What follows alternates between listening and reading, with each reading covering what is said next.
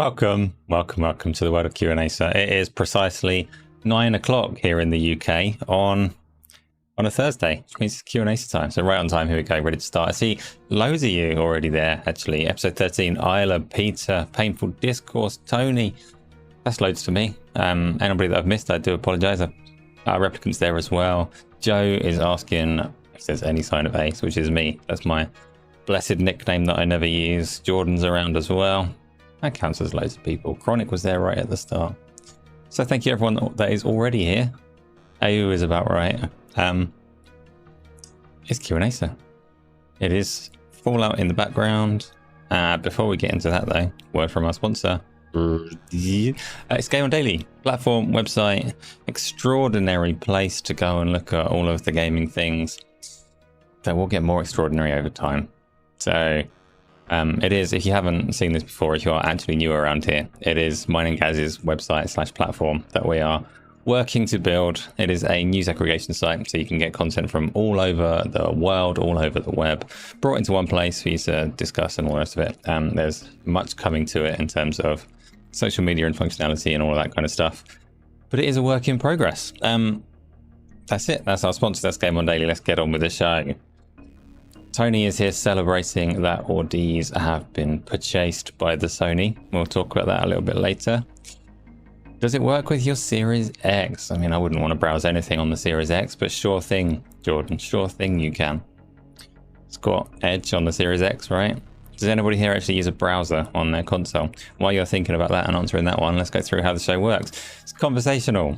Everybody knows that. First way that you can get involved and talk is to talk to me and talk to each other in chat like you're all doing at the moment. I'm on top chat right now, so I might miss your message. Hold on. Didn't need to move. Wrong mouse. Too many mouses. Too many computer mouses on my desk. I got the wrong one. Talk like you are. Like Space Denizen has just given it a sup. How you doing, Space Denizen? Have you played Firewall Ultra yet? We'll talk about that in a bit as well, because I have. You use Edge all the time. I also use Edge very frequently, Replicant, but not on the Xbox. Episode 13, if you're using your Xbox Series X at work. I like your job. I hope it's as fun as it sounds. Edge is a fine browser, yes.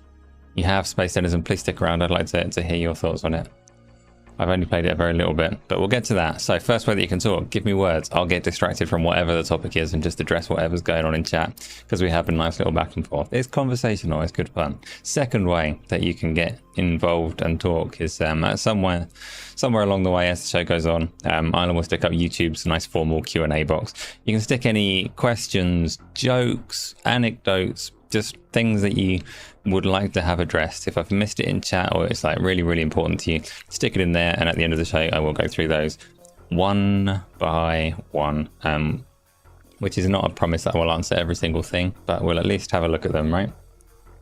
Option 3, if you want to be involved, is Discord. Very, very rarely people take up this option, but if you want to show your face and your voice, or just your voice, whatever you prefer, to the world, to come on the show and just speak for a couple of minutes on whatever topic you want, there is a Discord waiting room that you could join. So if you join the Game on Daily Discord server, over on the left there is a little category, subcategory, subserver. I don't know what Discord is. Discord's very confusing to me, but there's a listing on the Game on Daily server called Q&Asa. If you stick yourself in waiting room B, waiting room 2, or waiting room Knuckles, as soon as I notice, I'll bring you in and we'll have a little chat. And option 4, what was the current price of super chats? Do I want to do a discounted rate today? Yeah, let's do. If you are desperate for immediate attention, minimum price for a super chat that gets immediate attention and gets read out is $904 today. So if you super chat $904 or more, I will read your super chat out immediately. If you're thinking, I don't have $904, or who's this wanker? The reason I say that is because super chats make me uncomfortable, so don't super chat. That's not an increase. It was definitely 1,300 and something last week. It's definitely, this is a bargain price. It sounds like it's gone up because it's a very big unreasonable number, but actually no. That's exactly episode 13. It is a bargain. Maybe I should like stop reading all of these things to entice more people to throw whatever $904 at the chat. Absolute steal, you wanker. Yeah, shall we get on with it? Let's talk about some games. It's weird actually. The last two shows, we get to this little section at the start where I talk about games that I've been playing, and I've just been unreasonably pleased with all of them. Everything that I've been playing was brilliant. And I don't know if I've changed or if I've played the wrong things, but this week it's a little bit more mixed.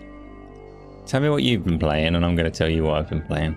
So, first on my list is continuing the streak of brilliance, actually. I have finally finished The Ascent. I don't know, Tom Oo will hopefully turn up at some point to verify and confirm that I was a lot more than 5 minutes away from the end at the point that he said it. There he goes, he knows, his ears are burning. It wasn't 5 minutes, it was a little while. I have finished The Ascent. It's a brilliant game. It has now dropped me back into the world, ready to do the Cyber Heist DLC. So The Ascent is still on my agenda to play, but I am, much as I am with Horizon Forbidden West, I'm saying I'm going to have a pause. I'm having a little break. There's other games to play. I'll get to the DLC later. Jordan's been playing Texas Chain Saw Massacre non-stop with General C. Yes, you have. You keep posting about it. I do not understand you, but that is also on my list. So The Ascent, I'm not going to say much more about it because I talk about it every week, but it remained excellent to the end. Looked and sounded brilliant to the end. Story has its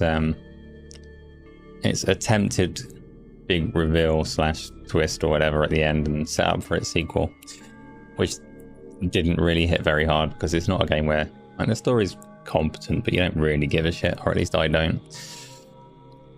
But good game, nice spectacle, very pretty, much like myself. Yeah, The Ascent is like me in a game form. That's not true, I'm speaking complete bullshit. Who else has finished The Ascent? Did anybody else love it quite as much as me? Joe, you're still playing Remnant 2 this week and 10 minutes of Untitled Goose Game. I've never played Untitled Goose Game. I like chaos and mayhem, so the goose might be fun, but I dislike stealth, so the goose might be like a coward or a wanker.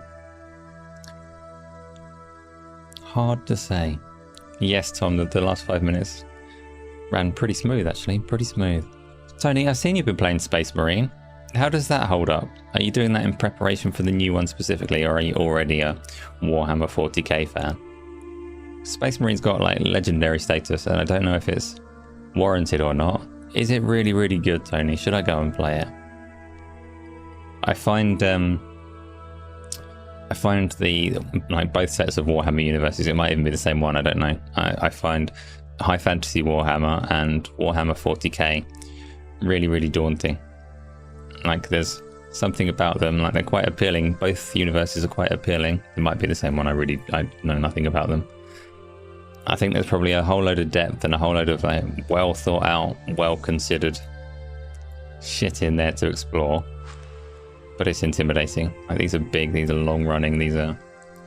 Any one game is only going to scratch the surface a little bit, and if I do get sucked in, I might never resurface. So I'm a little bit scared of Space Marine. Just as I'm scared of Total War Warhammer, just as I'm scared of all of the other ones that are about. Play Untitled Goose Game for an hour. An hour is a lot, Isla. Especially like when it's stealth. Southmole, $1,300. I think $1,300 was the week before. I think I raised it by like a really arbitrary amount, so it was $1,308 or something like that last week. But yeah, it was something along those lines, which of course nobody did. Replicant, you're playing Baldur's Battle Galactica Star 3, Baldur's Gate 3. I'm not sure what the S stands for, I'm a little bit lost on that one. And Atlas Fallen. We'll get to Baldur's Gate 3, but tell me about Atlas Fallen. Tom, you love The Ascent as much as me at launch as well. I may have only just finished it. I did start this playthrough at launch. I get through them a little bit slowly. I get sidetracked very frequently, as you can tell just from talking to me on this show. Stuff happens, things are shiny, other games come out. Go back to them. Eventually, sometimes I finish some of them. But tell me about Atlas Fallen, Replicant, because I played that a couple of weeks ago. And it had,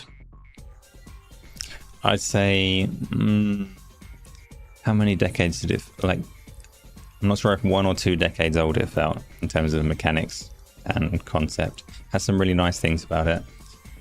The sand powers are cool, but the way the levels were laid out and the puzzles were set up felt very old. Painful Discourse. A short hike and you're finishing up Immortality. Immortality is dropping off of Game Pass soon, isn't it? And how short is a short hike? Because I downloaded a few short ones. Episode 13, you're looking forward to the other Warhammer that's coming, Darktide. So Warhammer 40k Darktide was announced for Game Pass freaking ages ago for Xbox and PC. It came out on PC tail end of last year, and they delayed the console version for a long time. It has finally had its release date confirmed. It's coming in October. Top Cat, no, I'm on the proper one, Painful Discourse, but thank you for pointing it out. I'm doing my best to keep up with everything, but bouncing around like a nutter as well. Ghost Fixer, welcome. Warhammer Space Marine is real fun. You also enjoyed Bolt Gun as well, both worth playing. So Bolt Gun's very recent. I don't want to say pixel art because that's not quite the right term, but it's styled like original kind of Doom era, isn't it? And it's fast paced like those games. Replicant Atlas Fallen is another Forspoken with worse voice acting. So the voice acting, if you're fortunate enough or unfortunate enough, depending on your perspective, to have a go at Atlas Fallen, never has there been a game that has been so like, please skip the talking as Atlas Fallen, because it's not even necessarily that the voice actors are terrible flops at their jobs. They've been given awful scripts to read, and the structure is just, wow, this hurts. So they're trying their best, these voice actors, but it is not a strength of the game. You have to skip it and get to the combat. Get to the combat and the sand surfing, and you might be able to extract some fun from the game. The short hike is short. I know that it's short, Painful Discourse. I need to know if I can finish it in 6 minutes or less, because I have that kind of time.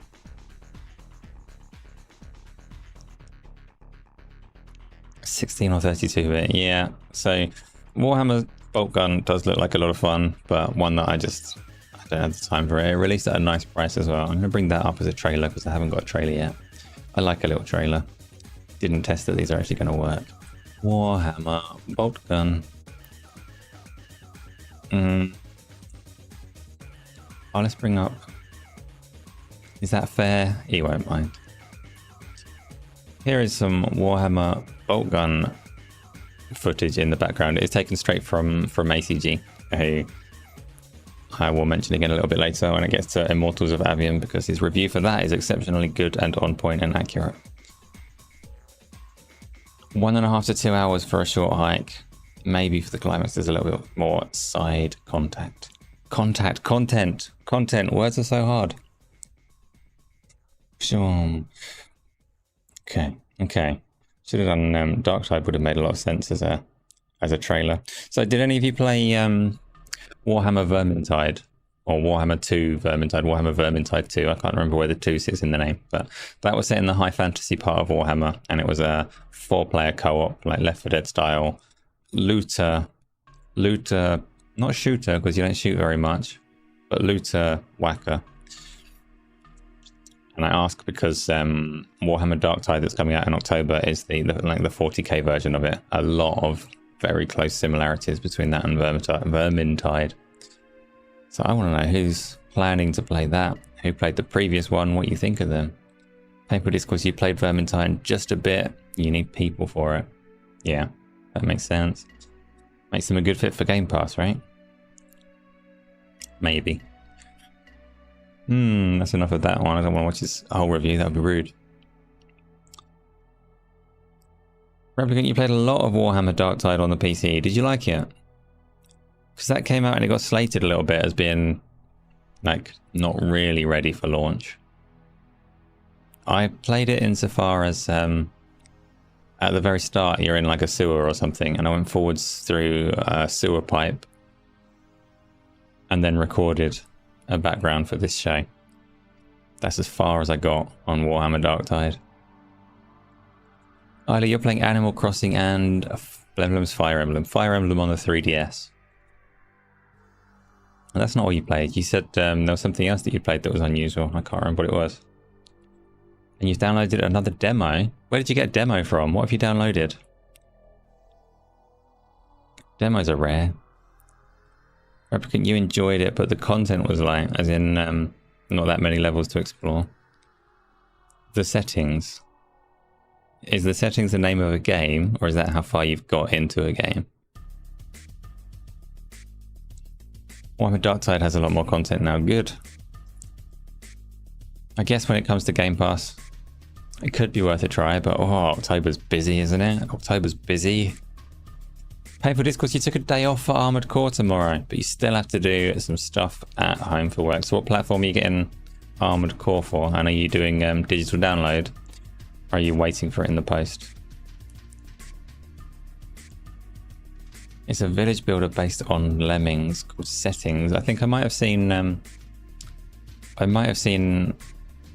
a brief snippet of it on Twitter where the developer was trying to advertise it, and they were asking people to speculate on what their inspiration for the game was. So, well, settlings. The settlings. Well, when you've played it, or the demo of it, you tell me if it's brilliant or whatever else.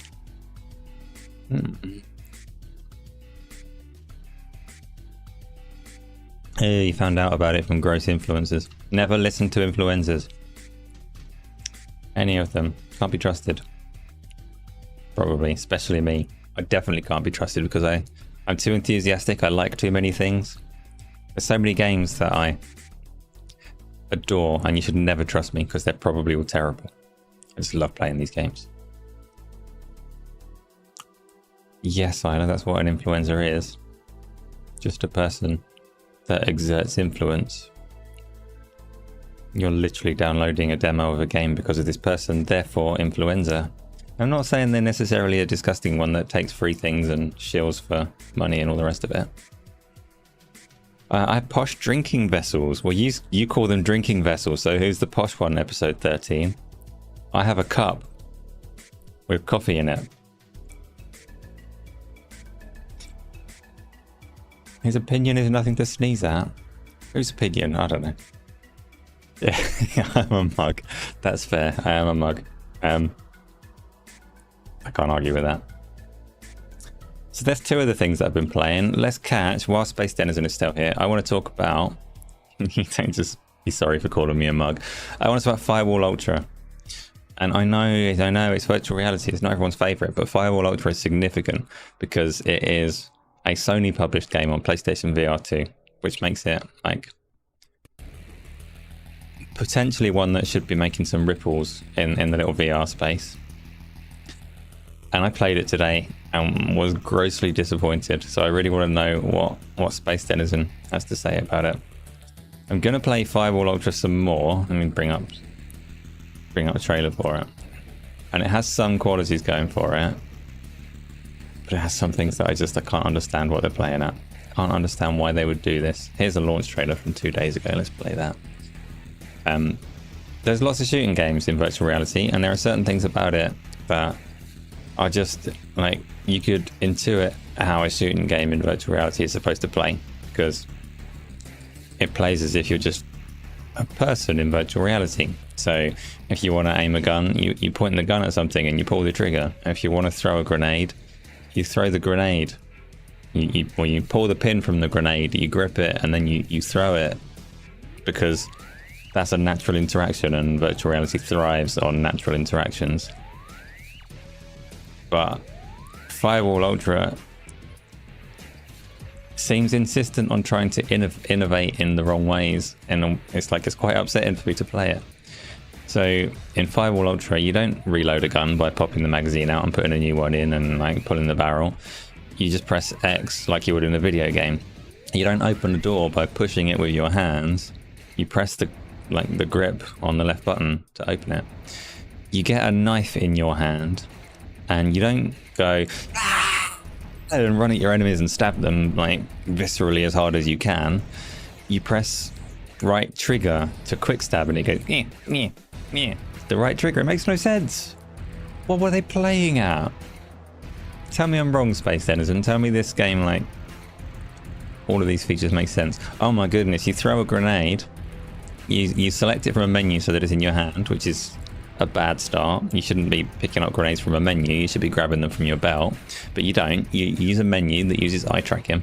You hold a grenade in your hand, and then when you hold the trigger button that indicates like I want to throw this grenade, it uses eye tracking to paint a circle on the map, and you have to look where you want it to go, move the controller to change like the arc of the throw, and throw it with eye tracking without ever motioning to throw anything at all. And it's freaking awful as an interaction. It's like, I know that PlayStation VR 2 has eye tracking and it's very novel. Why am I throwing a grenade with it? So I'm really disappointed because I had such high hopes for this game. Such high hopes for this game. I have only played it, literally in terms of actual game time, I've probably played about a minute and a half. Because there's matchmaking problems. So the game came out at 4 o'clock today. At about 4:15 I was playing it. I say playing it, you go through a little tutorial section, a little empty warehouse that tries to teach you the controls. Waiting room B. Oh shit, we got a Discord. Space Denizen's going to come and tell me about it. This is awesome. Right, Space Denizen. I'm going to bring you in here. No one can hear you just yet. Give it a second.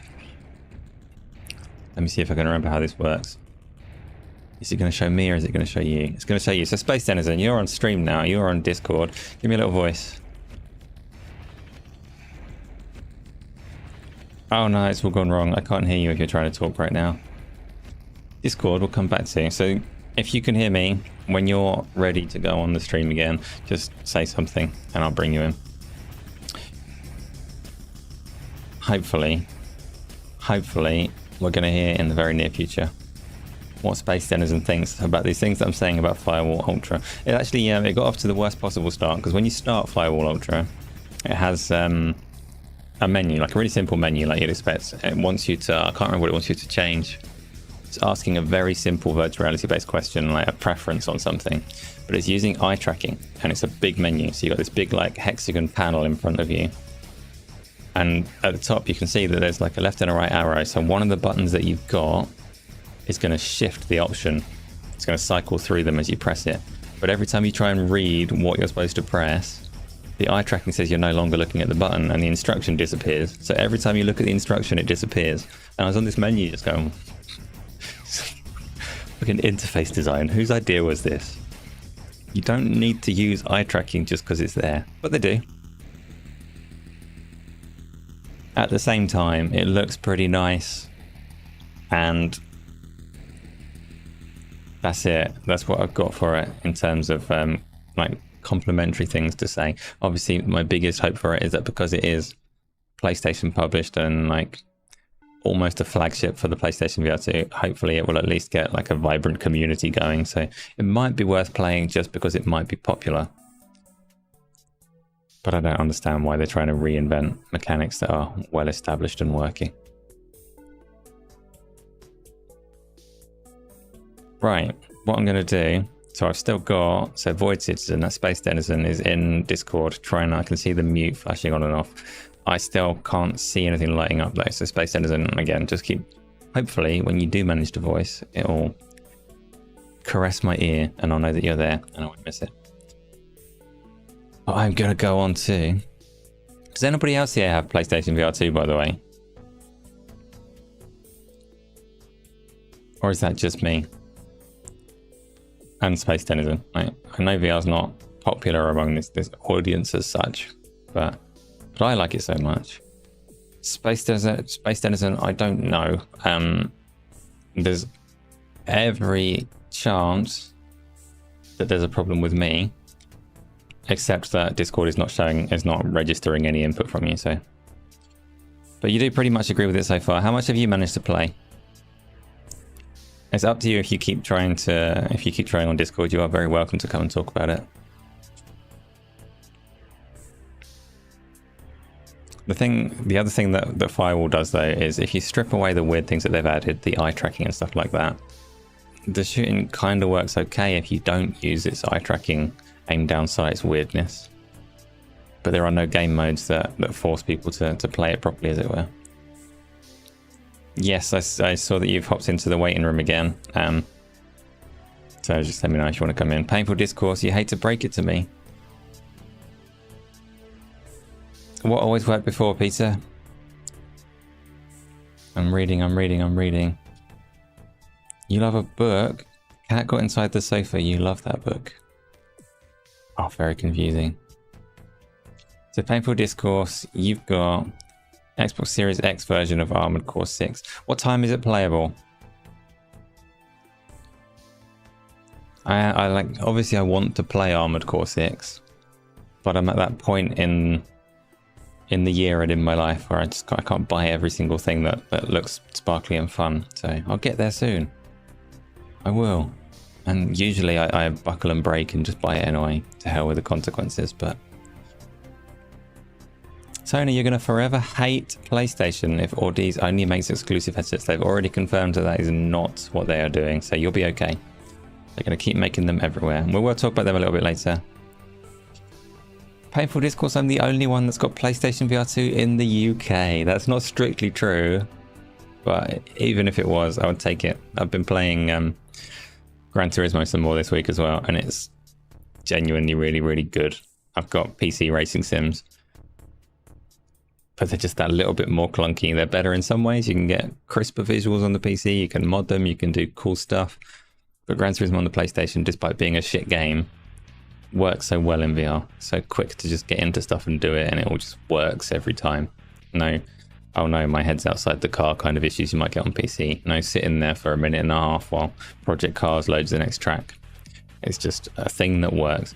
And I'm playing it in such a way, like obviously Gran Turismo in VR is exactly the same game as it is in Pancake. So all of the flaws are still evident, but it overcompensates by being in VR, and I can just imagine how little fun I'll be having playing this game on a screen. Because the way that I play Gran Turismo 7 is kind of badly. I don't drive well. I play it like a traditional Gran Turismo game where you just like upgrade your car enough that you can beat everyone without playing very well. So it's very relaxing. I start at the back of the pack, sit there with my racing wheel. I've got manual gearing and I cruise around the track, bumping into anything and everything until I've won by default because I've got the most powerful car. And then I go on to the next track and do it again. Terrible game mechanics. Terrible game. Very sterile. Absolutely brilliant in virtual reality. So, which steering wheel have I got? Oddly enough, Tony, it's not a brilliant one. I'm using the Logitech, whatever you want to call them, Xbox wheel. Which is, I think, is it the G920, maybe? I mistakenly, many years ago, back when Microsoft were talking about Project Scorpio, they used to say Project Scorpio is going to be really good for virtual reality. So I got a G920. I had a choice. I could get a wheel that works on PC and PlayStation, or I could get a wheel that works on PC and Xbox.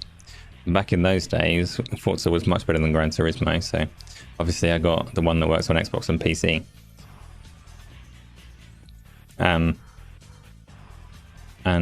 then Microsoft betrayed me and never released a single thing in virtual reality.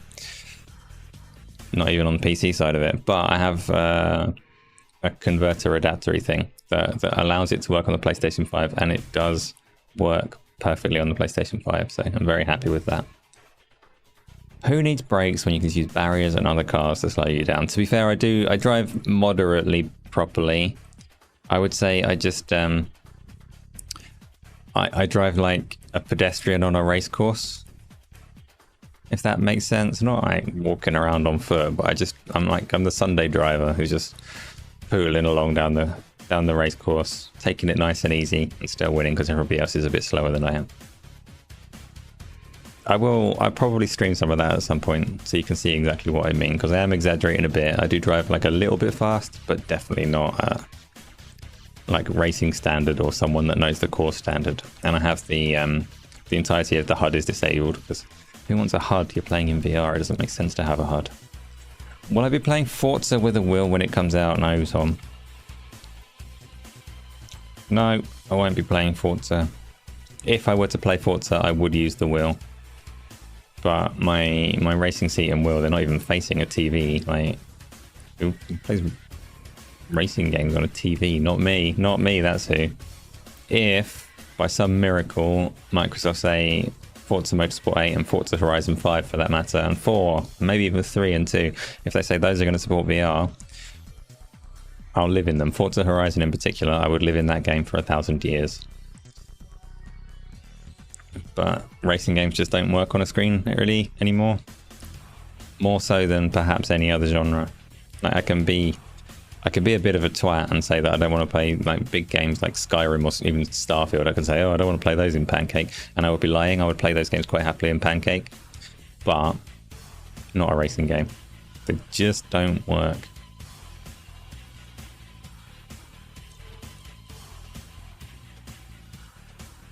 The cake is a lie. Yeah. Yeah, Project Scorpio, the Xbox One X was supposed to be perfect for high fidelity virtual reality. You played an hour-ish. You're looking forward to more after work. This is that game. So how was the matchmaking? Firewall Ultra matchmaking for me was a terrible experience. Because you say, I want to do co-op, and it sits there waiting for like 30 seconds or so, and then it sticks you in this like lobby bunker and slowly starts putting other players there. There's a big digital clock that counts down. Everything is entirely static. There's nothing to play with while you're waiting, but you can walk around and there's a toilet you can pretend you're using and stuff like that. There is a firing range, so if you go to a very specific area, you're allowed to shoot a little bit. But otherwise, you're just in this lobby area with other players, looking kind of janky, watching a digital clock time down. It's got like a 5-minute timer, and it gets all the way to 0. There's no players in there like joining you, or there are, but there's not 8 players that you need for the 4-on-4 combat. And then eventually it goes, all right, then we'll put you in a game. And a game of Firewall Ultra lasts like a couple of minutes because it's 2 rounds. It's an attack and defense game, and you only have like 1 life. So they're quite small maps, 4 versus 4. You go in as the attacker and then you go in as the defender. It doesn't last very long, and then that's over and you go back to the lobby. So they very much need to really streamline. If the game's going to be that short and sharp, which is fine, that works, but they really need to streamline how long it takes to get into it, and then do another one and another one and another one. It needs to be boom, boom, boom, boom, and it's not. It's boom. Well, here's another 10 minutes wait. Boom. Oh, here's another 10 minutes wait, and that's not okay. Still, they have acknowledged on Twitter that they're having some matchmaking issues with the launch of the game. So maybe if I get back onto it today or tomorrow, that element might have been streamlined and might work better. You can join Waiting Room 2 for a quick test. I think the waiting rooms might be set so that you can't hear each other. Space Denison, just stick yourself back in the live one. It won't do any harm. If you talk in live, it's not going to go out on stream until I've pressed a couple of buttons. So go in there and try and say stuff. No, actually, I need to put you in there. You can't go in there yourself. Just see. Have a go. It's not looking like it's going to work. So now you're probably hearing me like 2 or 3 times on stream and in Discord, which must be a disgusting experience. I'll pop you back in the waiting room. Hit the Discord test. Hit the audio and voice settings and see if you can get it to pick up your microphone at all, because it doesn't appear to be. That's a shame. That was exciting for a moment. You just got jump scared by an elephant impression. Nearly threw hot chocolate everywhere. It wasn't me. What is that Twitter thing that I'm going on about? Sexy Exy? You know painful discourse. Have you started calling it X now?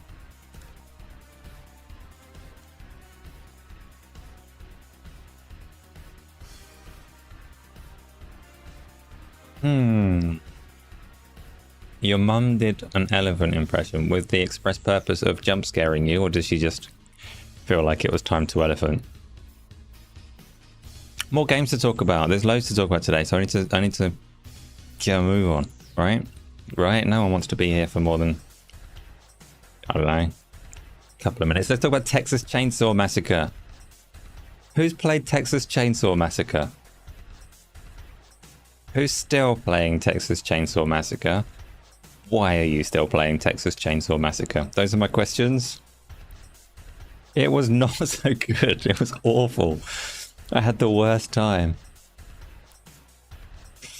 Space Denizen, It should work. There's nothing to stop it. Go into, like I say, go into settings on Discord. Go into the audio and voice thing, and there's a little microphone. Let's check. If you hit let's check, it should play your own voice back to you, so you can see if it works or not.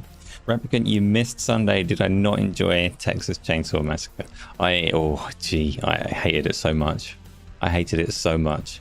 It's nice, like Sunday community streams are cool, and I really liked that people came to play it with me.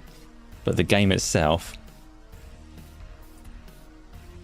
I'm gonna try and bring it up so you can see. Hopefully, when I find it. Oh, this kind of shows how much fun I'm having on my face. No, it's behind the table. You can't see it. This is just the menu. The matchmaking and party system was a fucking mess. But in terms of the actual game, that's how much fun I'm having. I might always look like that. Oh, pretend smile. Fucking awful. Awful, awful game. Awful.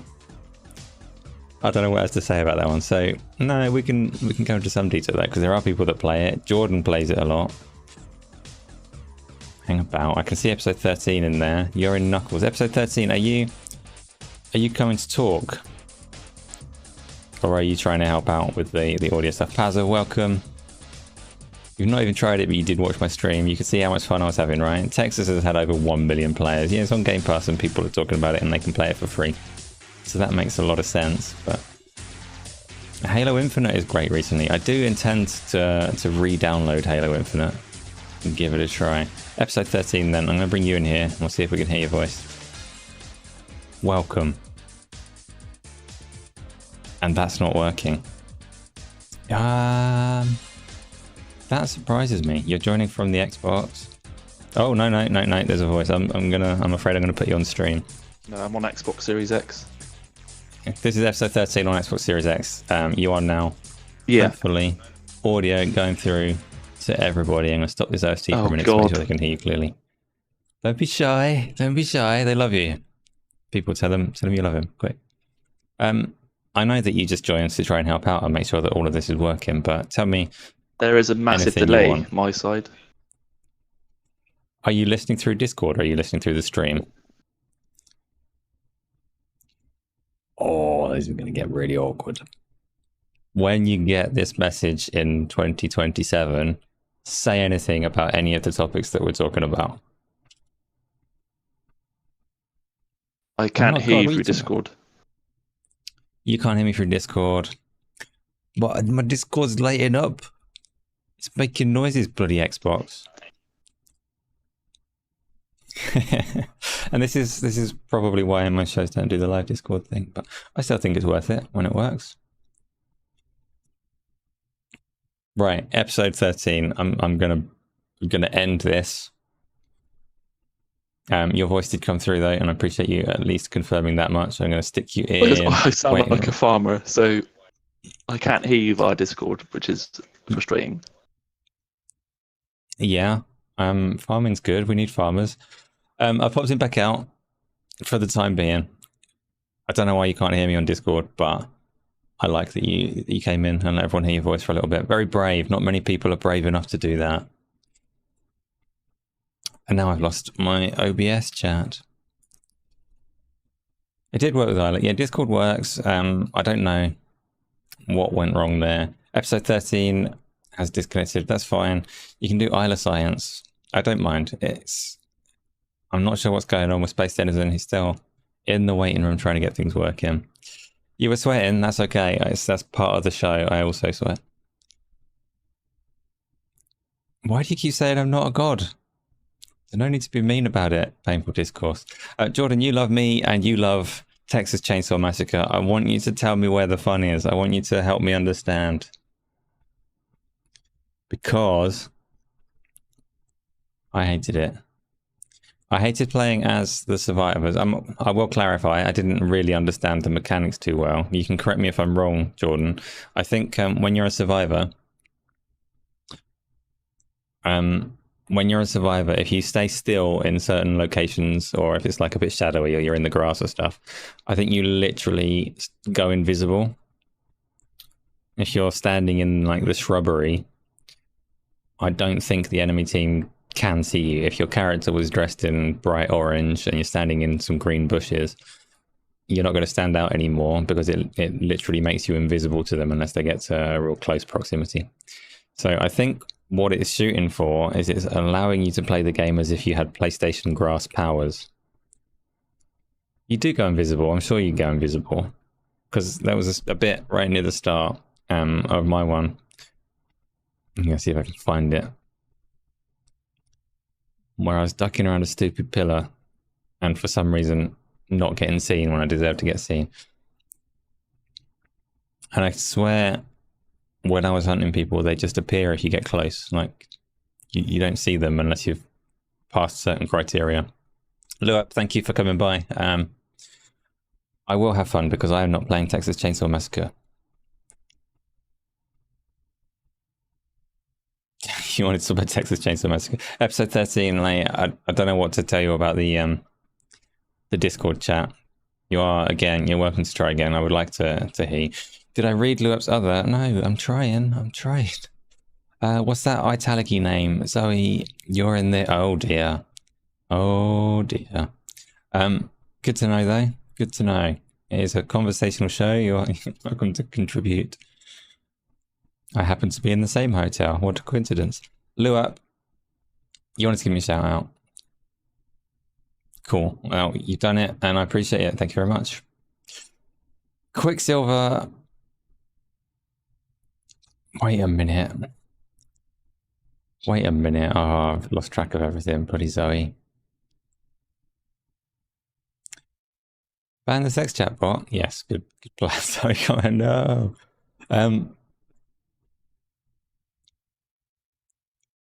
I read some of it, Jordan. I read some of it. I read enough of it. So, you don't forget the thumbs up. If you're coming in, if you're giving it a shout out, if you're sticking around for the conversation, do hit the like button. It helps an awful lot. Probably, maybe. So YouTube tells me. It makes me feel all nice and loved. What are we doing? What am I doing? Texas Chain Saw Massacre.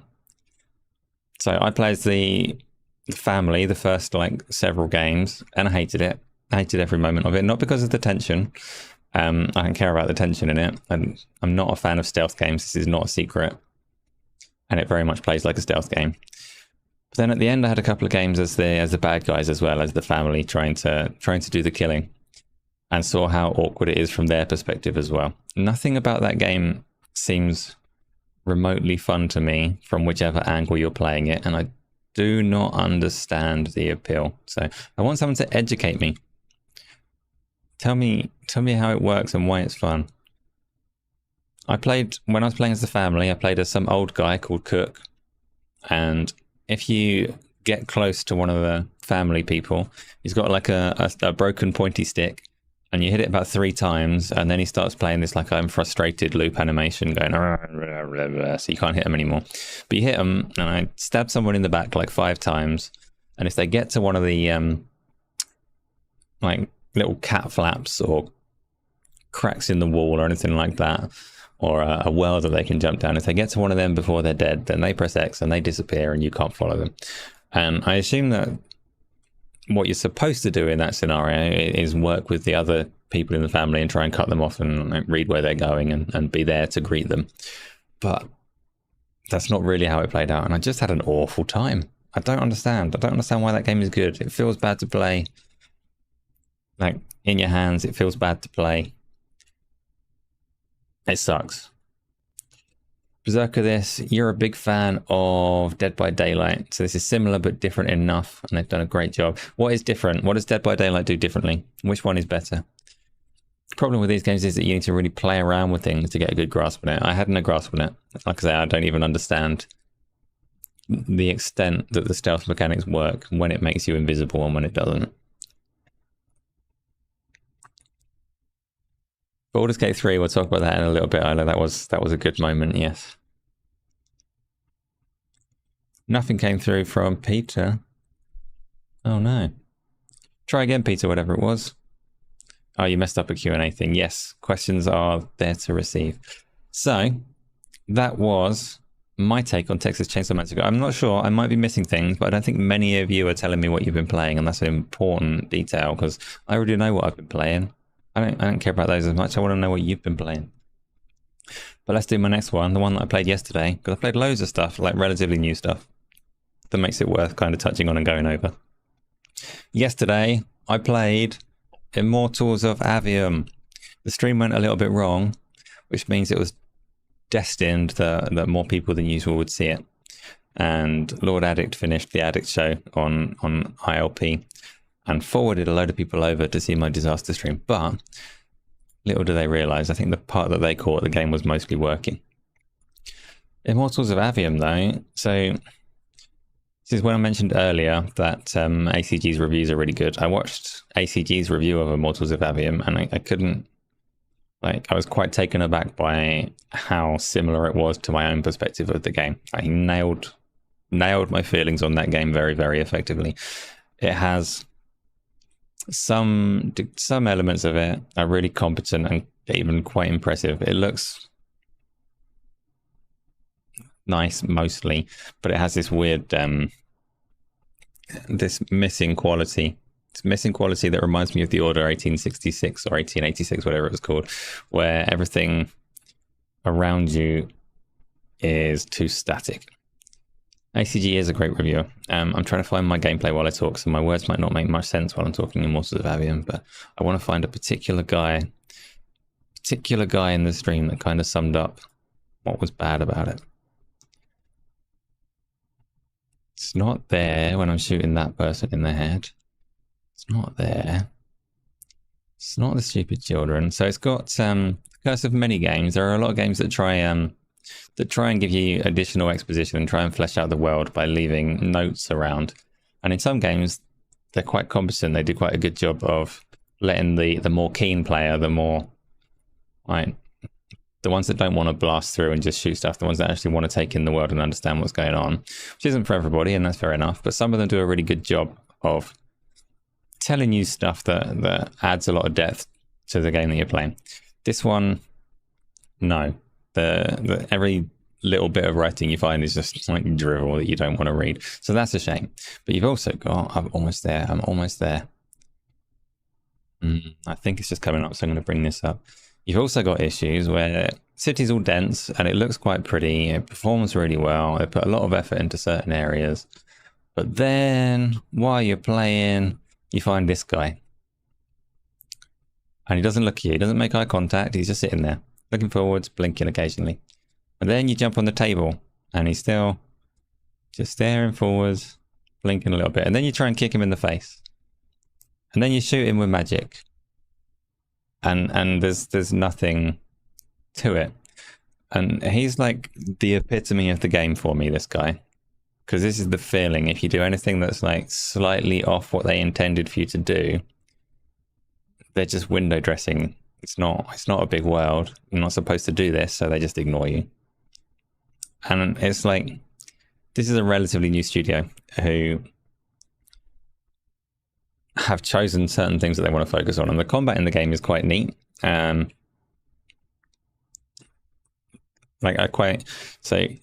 see if I can find some of that. It makes sense to have some combat while I'm talking about the combat, doesn't it? Let's get the bit where I have a really red face. No, that looks terrible. Oh gee, it's gone wrong. So the problem that I had with the stream yesterday was I attempted to stream this in HDR. It doesn't have HDR, and when I switched it halfway through, YouTube got more than a little bit upset. So let's go to trusty ACG's channel. That will have some better footage. ACG to the rescue. Bum, bum, bum.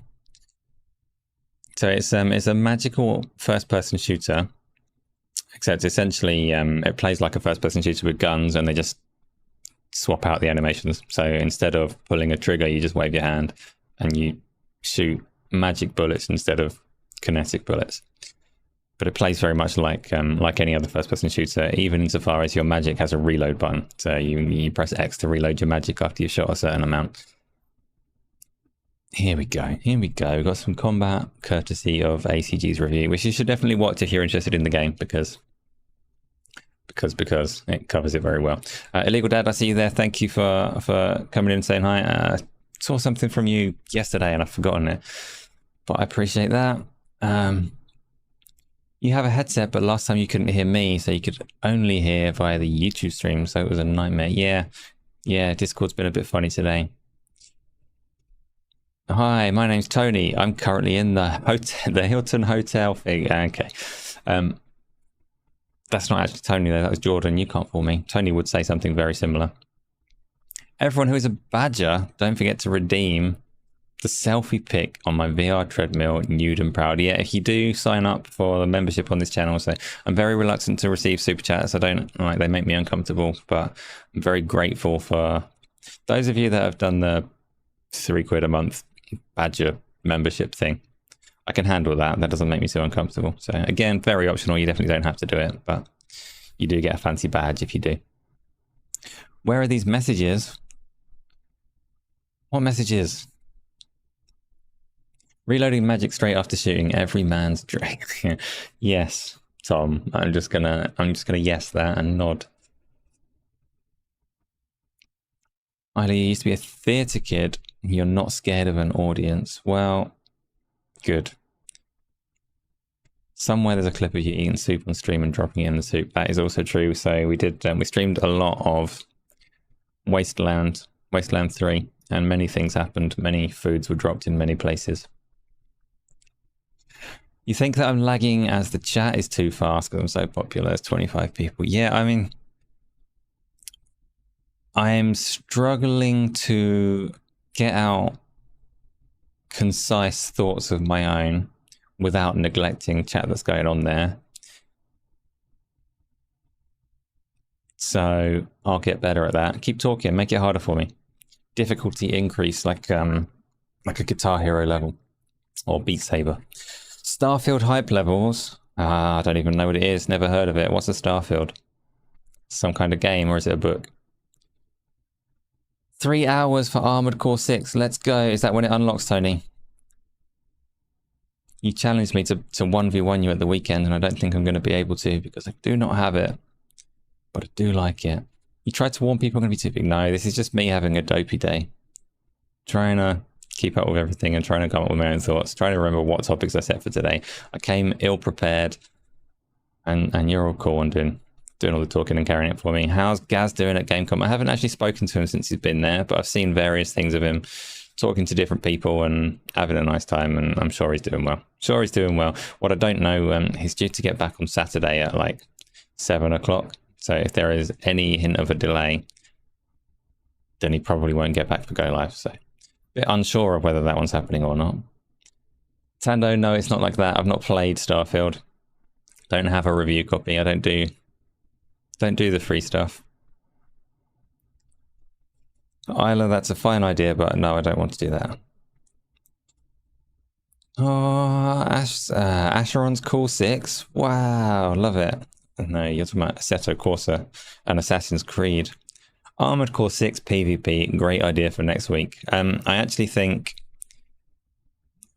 some people, there might actually be enough Armored Core players to put on a community one for that, although I need to know how the multiplayer works as to whether it's just one-on-one or whether there are like bigger modes of play.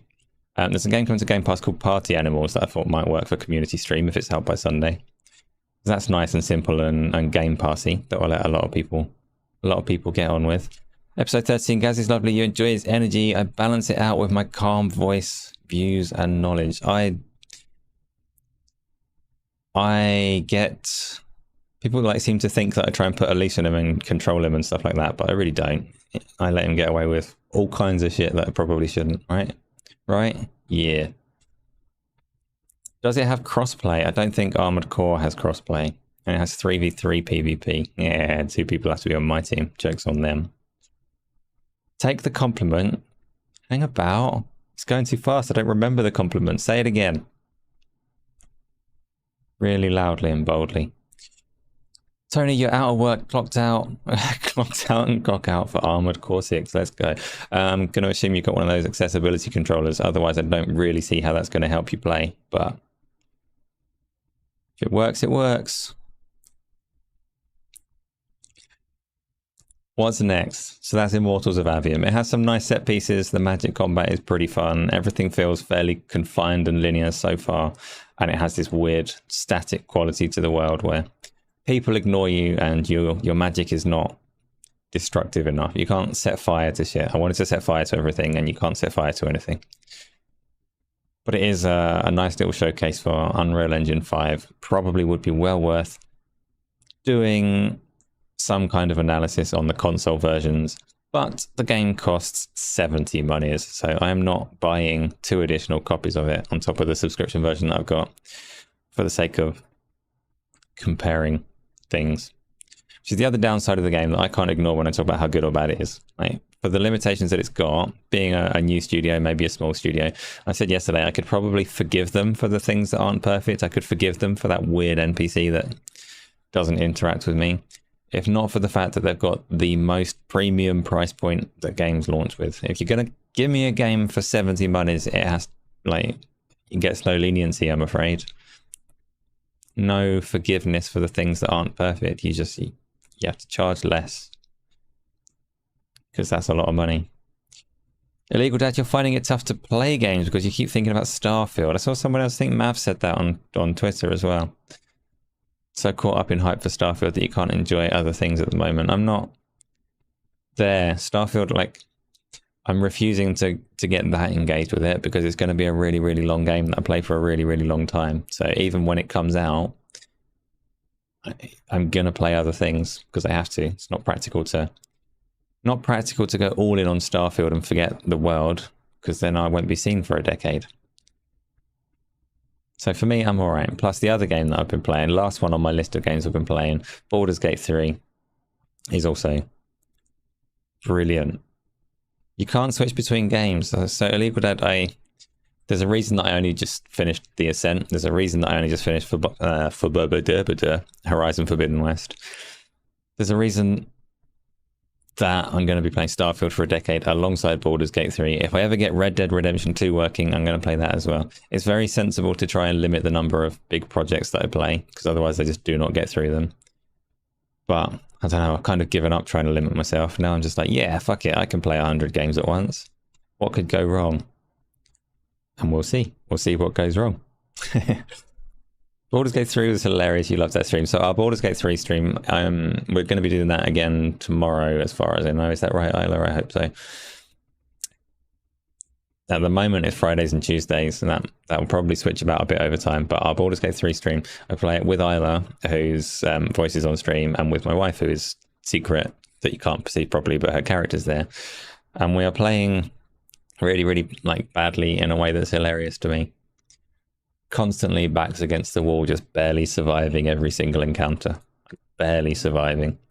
If that. We've used all of our ways to revive, we've used all of our potions, and we're just doing, like, almost prologue battles. And then running into traps and getting exploded. It is so funny to me how bad we're doing. But, like, I think it's endearing. I think our characters are.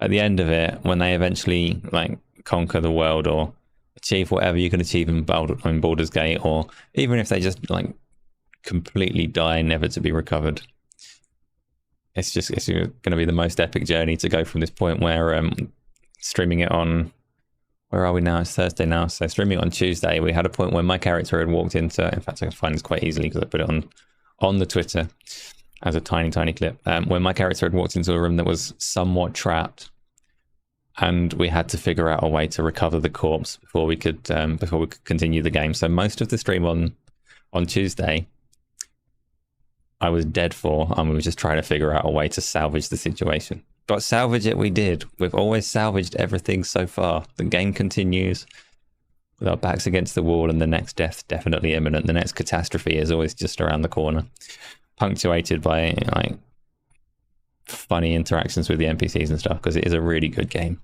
Fireworks is what I'm just going to find, except I'm being an idiot and I can't remember how to navigate.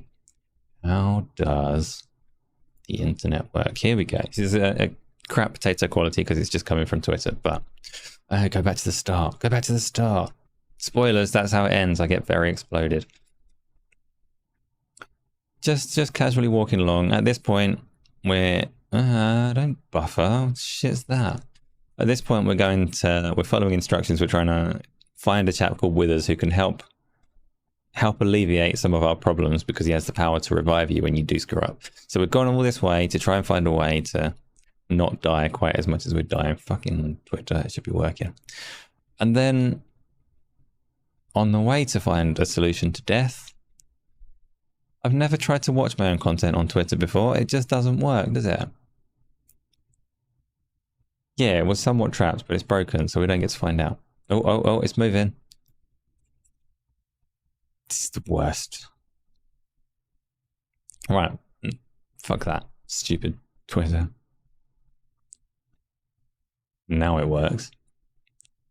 Too late. Anyway, much explosions. Character very charred, very dead, on the floor, in a heap of explosions. And us just go blur. What do we do about this then? Collectively, like, no idea. It's gonna work this time. It's playing. Here we go.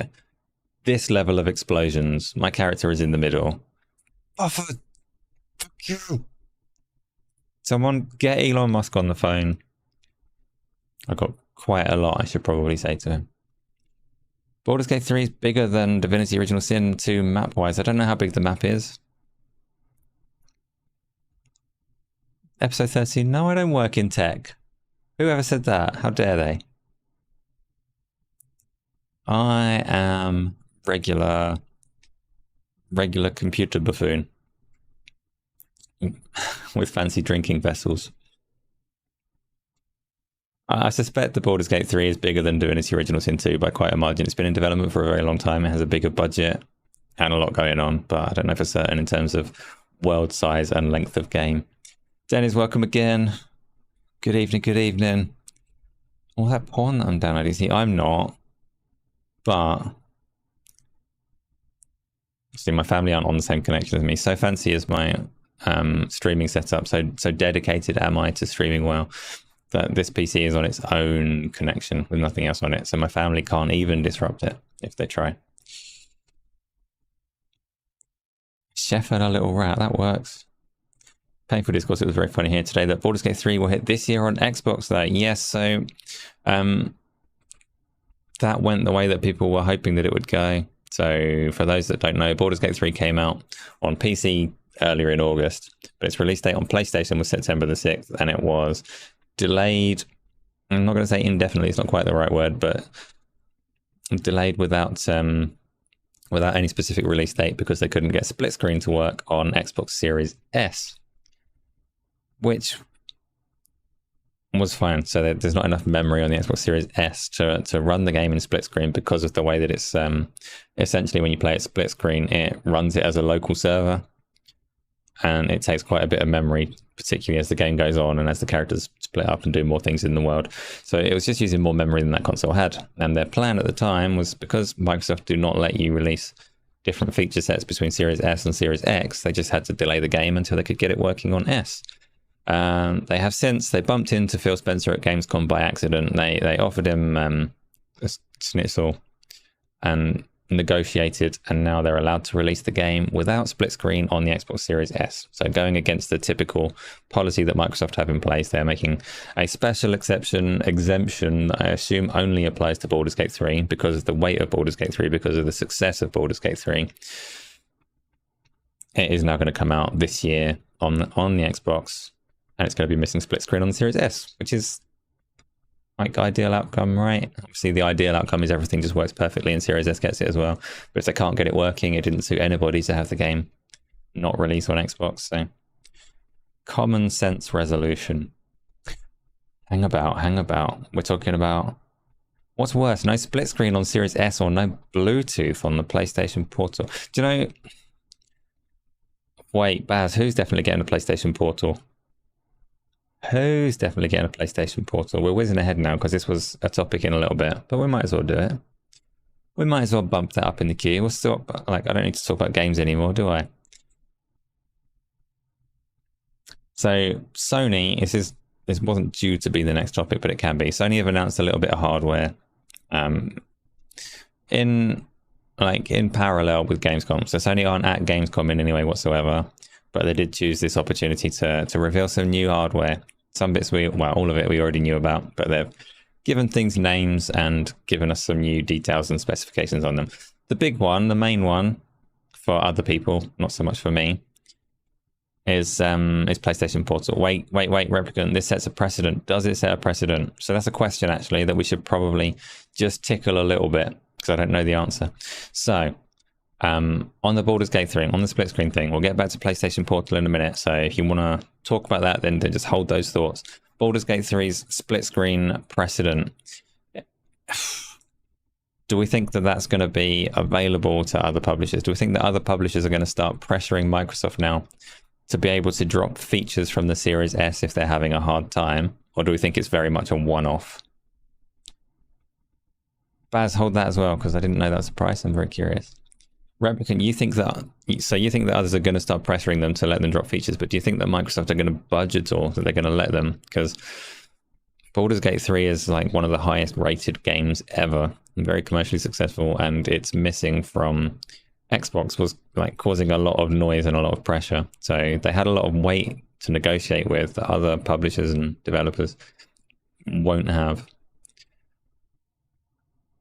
And it's tricky as well, because it's not just like, it does set a precedent, and Microsoft do have a policy on like parity of features between Xbox Series X and Series S, but that's not the only parity agreement that they insist on. It's not just between Series S and Series X. They also have within their publishing agreement a parity clause whereby you're not allowed to release games on PlayStation with features that aren't on the Xbox version. So it's not like it's not just a Microsoft in-house clause. I think it's obviously is their clause and their policy, but they're also getting into a situation where if people start trying to drop features and things from the Series S, then they need to be. Most policies within the contracts are very stringently worded. Just on Series X, what's my gamer tag? What is my gamer tag? My gamer tag or name on every platform is Q&Asa. Some of the platforms it has an underscore, and some of them it has a space, depending on what the platform supports. I think on Xbox it's Q&Asa. Not that many games have split screen. No, you're right there, Painful Discourse. So split screen, and it's not... Baldur's Gate split screen is quite specific in the way that it works as well. So most games that have split screen, like you just need... You render two cameras, and it's demanding, but it's not the same as what Baldur's Gate's doing, where it's essentially trying to run a local server. So a lot of games with split screen probably could work on the Series S at lower quality, which is what that console's supposed to be. Replicant, on the IGN interview, Phil said he doesn't like games launching on other platforms but not on Xbox. So if this situation repeats, they will offer concessions. I partly agree. I just don't think many games drum up enough noise for Microsoft to take notice and make an exception. They said no one uses split screen. Yeah. So Illegal Dad, if you had the money, you get a psychiatrist to analyze pony videos. You'd like to know what's going on up there. What videos? Who are these people? I don't see much in terms of like content that's not appetizing to me. I generally steer clear of. So what kind of content are we talking about? Is it because that broke your Minecraft commands? What? I don't know. I'm going to say yes. That's why. Show jumping. Show jumping. What? Peter, no worries. No worries. Hot Wheels Unleashed can't have FSR enabled while playing split screen.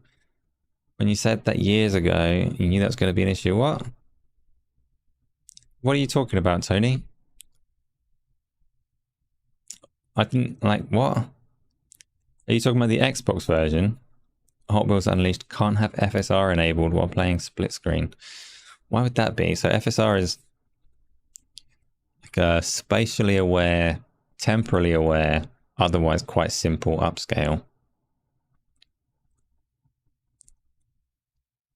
But it's not usually a toggle. Like, you wouldn't usually know if you have it enabled or disabled. You can have it enabled on single player mode, but not split screen. Are you talking about PC, Tony, or are you talking about the Xbox?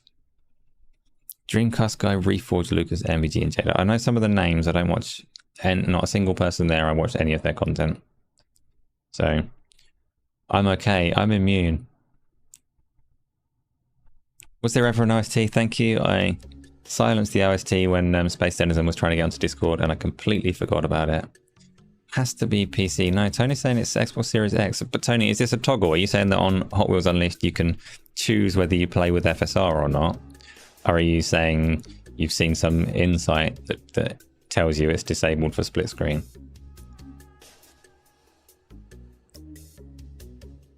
It has a toggle. That's just weird.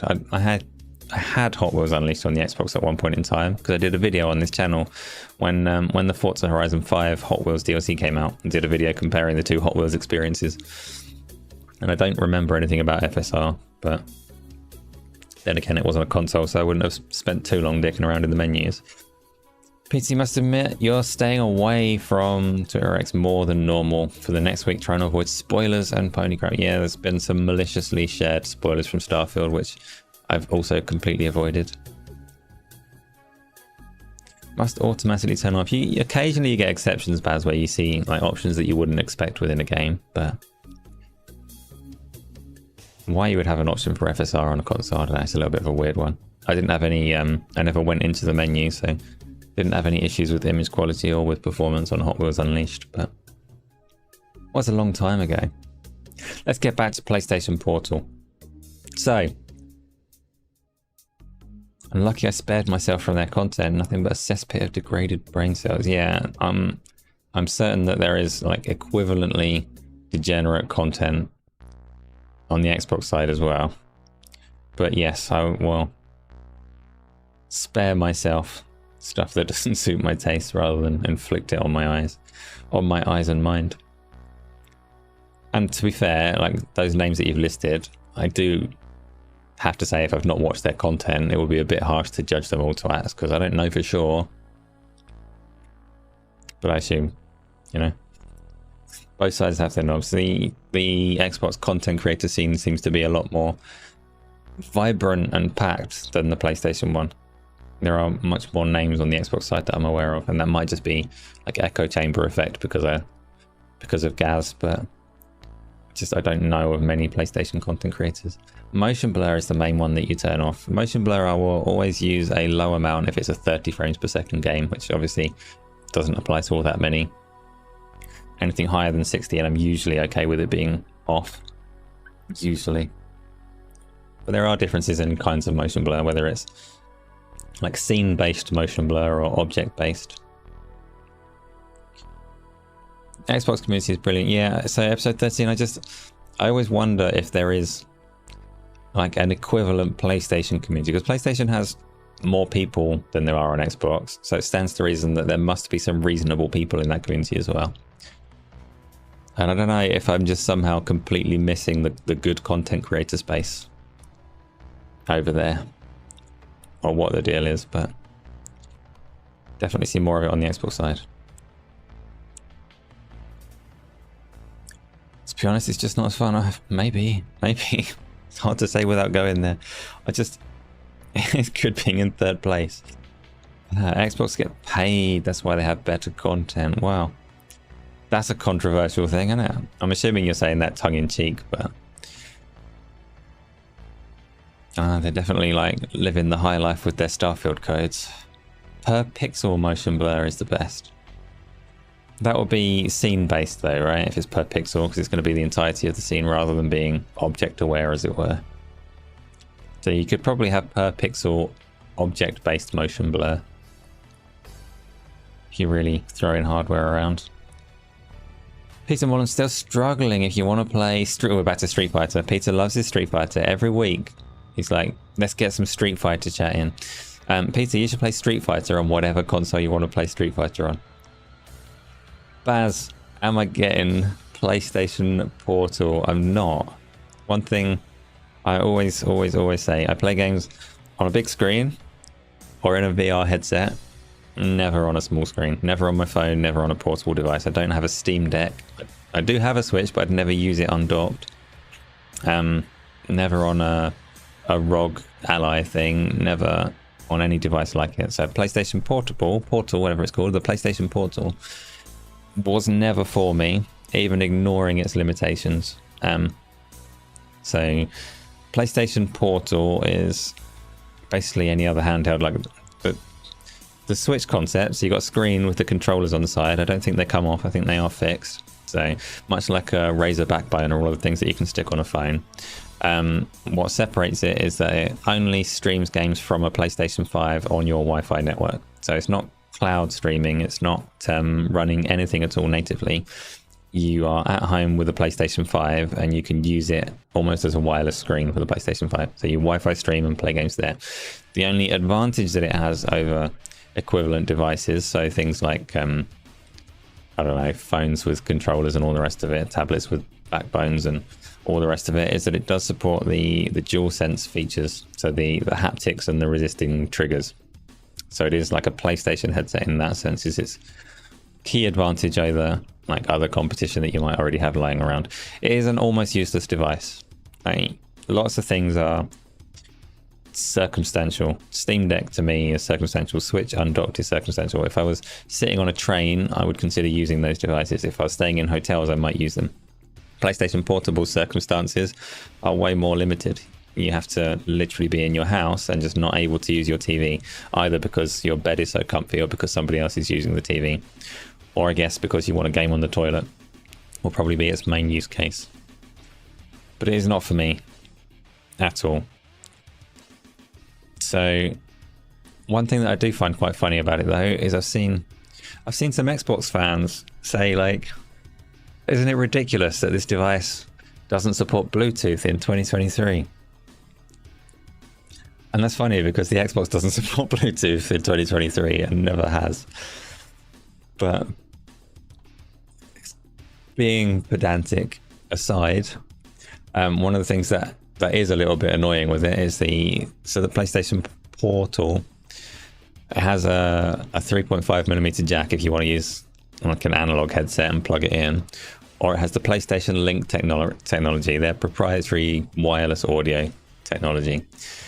And the difficulty with that is that there are only two headsets that support that technology at the moment. The brand new earbuds and the brand new headset that they're releasing at the same kind of time frame. Baz, you said 200 quid. Tell me about this. Have you seen a price for the PlayStation earbuds? Painful Discord, someone asked about battery life and they said they were working on it. And like, the spec's already complete. They can't be working on it. It's got an 8-inch screen, right? And it's just an LCD screen. It's nothing particularly special. It's a reasonable size for a portable device, I guess. Portal plus buds are the same price as the... Ah, that's interesting. So I didn't know that the earbuds are $200 and presumably 200 quid as well. The PlayStation Portal is 200 quid or $200, 200 monies. So same price, like it's 200 in both places. I don't know about euros, but the earbuds I thought might end up being more. I actually want the earbuds. The lack of Bluetooth in a portable device is ridiculous. Yeah, Bluetooth is like £4.50 added to the cost. It should be in there. I don't disagree. I just think it's funny that it's more in line with the Xbox, because the Xbox doesn't have Bluetooth because they insist on a proprietary audio thing. Now PlayStation is doing it. And I actually do want the earbuds. I'm not going to use them with the PlayStation. I'm going to use the earbuds with the PC if I can get any. But the thing that makes the earbuds stand out is they are... I've asked about this a couple of times over recent weeks because people like Tony with their Audis headsets, they are planar magnetic drivers in those headsets, which means not a lot to me, but they're very fancy, very reputable, fancy headphones. They're supposed to have really, really good sound quality if they use planar magnetic drivers instead of the traditional, whatever traditional drivers are. My question for people that have experienced planar magnetic headphones of any kind, most likely ones being the Audis ones that you can get on the Xbox, is what is so good about it? What makes them so special? describe to me how they sound better than ordinary headphones, like what you would perceive. And tell me if you were to do like a blind test where someone just sticks headphones on you, but you don't know what headphones they are, would you be able to recognize the difference between planar and whatever traditional ones are? The Verge said they're going to be more like 230 in Europe. That's like, it's expensive, but wireless earbuds quite often are. And if I were to get those, it's the way my audio setup is quite unique and unusual. And whether I'm playing Xbox or PlayStation or anything else, my headphones are always connected to my PC instead. My sound is routing everywhere because of the way that I stream. So for me, getting the PlayStation earbuds, connecting to my PC and using them for everything, including like gaming, shows, and virtual reality, those are probably a really good bet for me. It has haptics, so you think it'll work for 3 hours. This is the Portal again. Sony have the best sound. Sony are like well experienced in making audio equipment, but they have obviously today announced that they are acquiring Audis, who make the best gaming headsets in terms of audio, supposedly. Tony, you love them for 2 reasons. 1, the wireless connectivity is flawless. 2, the audio sounds louder than your usual gaming headset. Sounds as nice as your XM5 Sony headset, which you use for work. Volume's not like the quality that I was hoping to hear about though. I guess it's particularly with earbuds, it might be nice, but I want to know what makes them so special, because it's like well before they appeared in gaming headsets, planar magnetic headsets that cost like 400 or 500 quid were already blowing people's away, but proper audiophiles that have better ears than I do. So I want to know if an idiot like me is likely to hear a notable difference. Do earbuds support Atmos? So on most things, if you're on an Xbox or a PC, then yeah, you can use Atmos for your earbuds. On PlayStation, they don't do Atmos for headphones. They've only just started doing Atmos for home theater, but headphones is all still going to be Tempest, and there's no like different delivery mechanisms. It's just Tempest, which will work on earbuds. It will work on things that will work on any headset that you've got, which is fine. So you'll get your 3D surround sound audio. Is it true that the PS Portal won't allow streamed games like PlayStation 3 games? That is true. The PlayStation Portal is literally just for streaming from the PlayStation 5, and they have clarified that if you are streaming to the PlayStation 5, so if you're using PlayStation's cloud service to stream to the PlayStation 5 and then bouncing that to your Portal, that will not work. It doesn't do that. Why will that not work? I don't know, but it won't. I don't know if there's some conflict in the decoding of the stream or something like that. Don't read you're thinking out loud. Now I have to. You put a fudge in your armpit, it melts a bit, and you can eat it without breaking your teeth. A toffee, don't put toffee there, it'll get stuck. When you said fudge, I assume you meant like a Cadbury's fudge with the orange and blue wrapper, and that would be just fine. But when you say toffee, now I'm thinking it's got no wrapper at all, and this is just, your arm's going to be stuck to your side. Is in a wrapper. Good. Peter, Sony, despite being gaming something, are excellent at sound. Other than specialist outfits, as a generalist sound supplier, they are excellent. That's true. They do a lot in that space, but they also they bought Audis today, and Audis are probably responsible for both new bits of hardware that are coming out. You've added me on Xbox with my posh vessels. Good, episode 13, because what everybody needs when they're playing like tense games like Texas Chain Saw Massacre is you need some farmer tones to just relax the mood and help get you through the tension. So I appreciate that. You join on Sunday. I think Sunday, I've not looked at what it is. Let's look now. I think Sunday is going to be Party Animals, which might be terrible, but it should be something that's quite easy to pick up and get people involved in playing on. Party Animals trailer. It's a pre-order trailer, that'll do. Let's watch that. 1 day ago. Again, this has been massively distracted from the topics that I'm supposed to be running through. Party Animals is a party game. Hopefully that supports lots of people. It looks like a more chaotic human fall flat. If it is out by Sunday, that will be the game. I don't know when it's out, Dennis. Maybe it'll tell me at the end of this trailer. I don't know, Baz. I don't know. Illegal Dad, you're going to try and replicate me? Don't try and replicate me. That's outrageous. A game for furries. No. Like, no, Replicant. You're ruining my Sunday. Right. PlayStation hardware. So who's buying what? Tell me if you're buying none of it, or tell me what you are buying if any of it is interesting. So like I say, for me, I'm not getting the Portal. Probably will try and get the earbuds if I can. Oh, did anyone catch the date? I missed it. Wait, Party Animals. 20th, what the fuck? Okay, we're not playing that on Sunday. It comes out on the 20th of September. Forget what I just said. We are not playing Party Animals on Sunday. It's ages away. Are the earbuds Bluetooth? The earbuds do support Bluetooth, Replicant, yes. So they support the PlayStation Link thing, which is what Sony are calling the proprietary lag-free wireless thing that they've got. But the earbuds do connect by Bluetooth as well. But as you've pre-ordered it all, no you haven't. No one's getting the earbuds and the big headset. That would be too many ears. Kratos, you're going to wait till there's a lot of reviews for it, and then you'll see if you really need it. I want the earbuds. Book it in. Book it in for 20th of September, maybe. Street Fighter. I think Street Fighter's an option. Could go back to that. I think there's probably a few. I'll put some thought into it. I'll figure out something that's good for Sunday. Halo Infinite's still there in the background wanting to be played as well. Yeah, Baz, it could be Halo Sunday. What's a good 4-player game? I don't know, but I think for the Sunday ones, the more players the better, because there's quite often more than 4 people for it. So what's a good 4-player game rather depends what kind of scope and scale you're looking for, because Baldur's Gate is a good 4-player game, but only if you can spare 10 years to play it.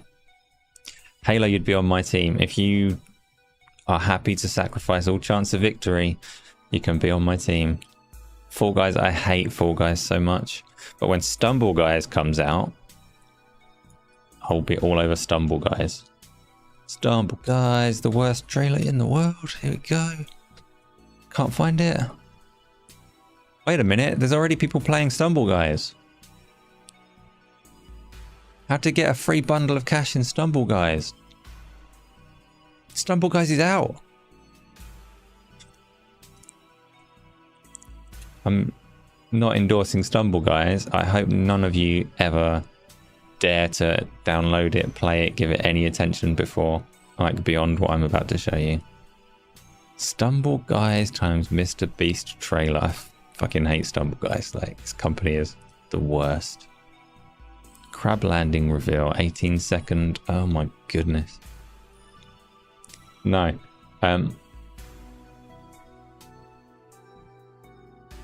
Overcooked is a more chaotic 4-player party game, right? Party games are good. There's a specifically laid out party game on Steam I've forgotten about. This is my other difficulty, is I really need, like, the ideal games for the Sundays are very multiplayer and very cross-platform so that everyone can join. You've never heard of Stumble Guys? It's like Fall Guys, but with a slight change of words. And they showed a trailer for Stumble Guys at one of the Xbox events, and it was like offensive to the eyes.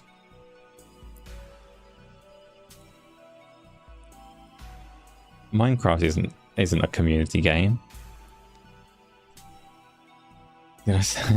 No painful discourse. I did not mention 4Play as a game. Very confusing. Right. Minecraft is the communitiest of games. I will listen to, like, popular demands and see what's going on. There was an insane trailer on Future Game Show yesterday, a game called Dome King Cabbage. Right, Dome King Cabbage. Dome King. Oh, you just reminded me I've not even started talking about Gamescom yet. We're going to be here forever. We're not going to be here forever. I refuse. Right, Dome King Cabbage trailer. Here we go. What are we looking at? From the Future Game Show. There's a tiny little table on a book.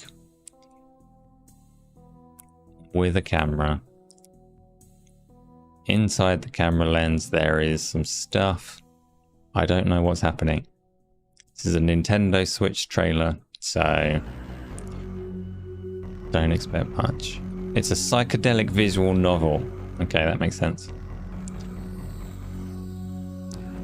With extreme film grain that I don't think will come through the stream quite as intensely as I'm seeing it. You do a community post for community game suggestions. Yes, do that. That's useful. Notice I stream a lot of pancake games for a VR fanboy. I do because it's easier to talk to people on pancake games. I do have constant plans to also stream in VR. I put a lot of effort into being able to like read chat and things while I'm doing it. So on PlayStation VR 2, that's not an option. I can't very easily stream PlayStation VR 2 and keep up with talking to people. And it's like some people stream and just ignore everyone that's watching and just assume that their content is amazing and people will be there. That is not me. I'm very much like I am on this show.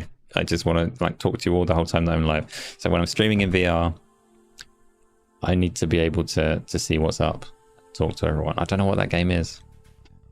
Dome King Cabbage is not top of my list. But I do have fancy equipment. I do have a lot of effort put into the way that I can create VR content and can stream it. So there will be some of that coming up. I do enjoy... I enjoy playing it and I enjoy the chaos of it. And usually when I do stream it, funny stuff happens that makes it worthwhile. At the same time, everybody loves delicious pancakes and conversation is good. So really, I just need more time to play everything all at once. You think it's hard playing and reading chat? You never tried it, but you bet it is. Yes, Baz. Yeah, it is. That's why I'm so terrible at games. I used to be brilliant at them. Honest, Gov. Honest. Is it hard to stream VR? It's hard to stream VR well. There's an awful lot to consider in making VR palatable for people watching. You did the post already. That was quick. Thank you.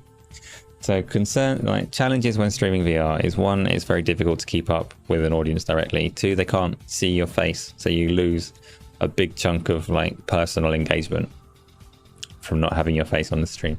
And three, VR gameplay is hard to capture in a way that's not unpleasant to watch. So you can never quite convey what you're seeing in the headset, but you have to take a lot of steps just to make it like remotely smooth for the people watching. Otherwise, it's very like every time the headset wobbles, you don't perceive that when you're in the headset. Because if you imagine I'm wearing a VR headset and I'm turning my head around, my eyes will be fixated on like the character's nipples that's in front of me. I'll be like fixated on these nipples. And if I turn my head really fast, I'm still fixated on the same point. So if the headset's doing this, it really doesn't matter because I'm still fixated on the same point. The screen isn't wobbling. But actually, technically, the screen is wobbling for anybody that's captured like the spectator view. So every time you turn your head, it's got a nasty jut just for spectators.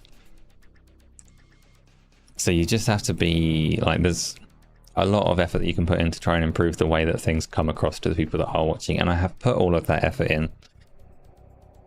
So I should stream it. People should tell me though. I'm beholden to what people want.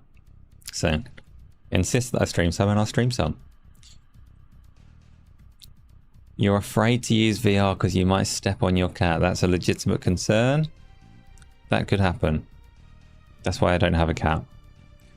Also, because I've got the treadmill, I can't actually move around very much. I've had many a VR incident where I've hit scenery, broken things. I've got 3 monitors on my PC. The one that I'm pointing at over there has a cracked screen. Still works, but there's a couple of good marks on there because I punched a key light, knocked it over, and it hit that screen. Could have done a lot more damage. Luckily, it just hit my dodgy spare screen. So you wouldn't see enough nipple is what... No, what I'm saying, Tom, is that you would see nipple, but the movement would be uncomfortable and you'd get a headache. A nipple-induced headache if I stream VR badly. And we don't want that, do we? I'm not sure if it'll be blurry necessarily. Just, it might be hard to track. But don't be afraid to try it all together. If you're scared of stepping on your cat, then play a racing game. Oh, we haven't had a conversation with the Boob Room for a while. That'll probably be difficult. There's a lot more people now that won't understand what you're talking about, which is fine. Which is fine. Let's do. So we've gone over the PlayStation stuff. There are not many people buying them. Baz is pretending that he's buying everything. Besides that, nobody wants the PlayStation stuff. Apart from me, I want the earbuds. Discord reminded you. Yes, there is a secret Boob Room on Discord. So, Phil's been talking to IGN. In particular, he's spoken to Destin a lot, but I think there might have been one or two other interviews as well. And I haven't seen them, so over to you guys. What's been said? What's been interesting? What are the highlights that I need to be aware of? I've seen some things. I think he's been talking about no need for mid-gen console refreshes, which I still think is just like being a little bit coy, and they're going to release a console in 2025. But that aside, I know that he's been talking about it. What about halfway VR with a controller? There's some games where that's suitable, Legal Dad, but typically it's nowhere near as fun as doing it with your hands. You can use the hand controllers without stomping on your cat. Your feet can stay as still as you want. The problem with VR sitting down for me is if you do suffer motion sickness, whether you're using a controller or whether you're using hands, really it's more comfortable to stand up and move around. So your cat would be in danger. If you're immune to travel sickness altogether, then you can probably just plonk yourself in a chair, use the controllers and spin the camera to your heart's content. But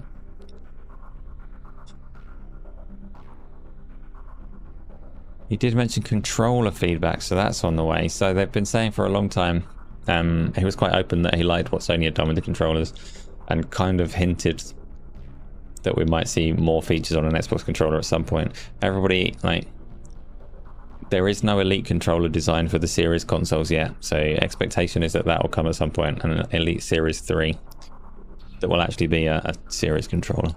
I'm just going to check, is that still true? So I've got the old Halo one. And yeah, it doesn't have the share button. It doesn't have the features of the new controller. So a new controller being in the works is a given. Is that Hell March playing in the background? I don't know. What's Hell March? Where does Hell March come from? And then I can answer your question. Welcome, by the way, Spriggan. So he's mentioned that Replicant. You're not sure about the cross-gen. He referenced PC when talking about it. You think Xbox might see PC as the path for those who want performance? I think, like I said before, his latest round of interviews, I don't think mid-gen is a concept that means anything to Xbox anymore. I don't think generations is a concept that necessarily means very much. And they can change it. Like, they can release new hardware kind of whenever they want. So I still think they will release new hardware within a year of the PlayStation 5 Pro.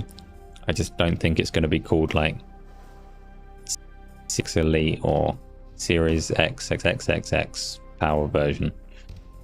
It will just be their next console. Does anyone find the rumble in the Elite 2 controllers too loud? I mostly play with headphones, but once someone pointed out to me how loud the controller is in terms of both rumble and in terms of button clicks, I did become quite conscious of it. Yes, the Elite 2 controllers are loud in the hands.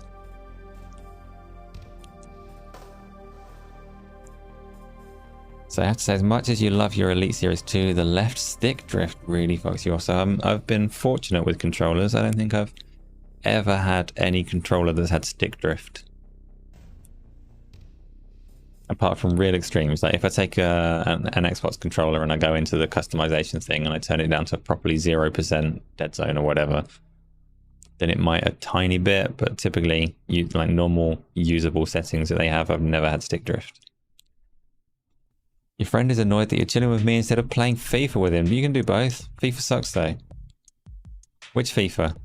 Are you going to get EA Sports FC 24? Peter, yours drifts more as it gets older. Me too, me too.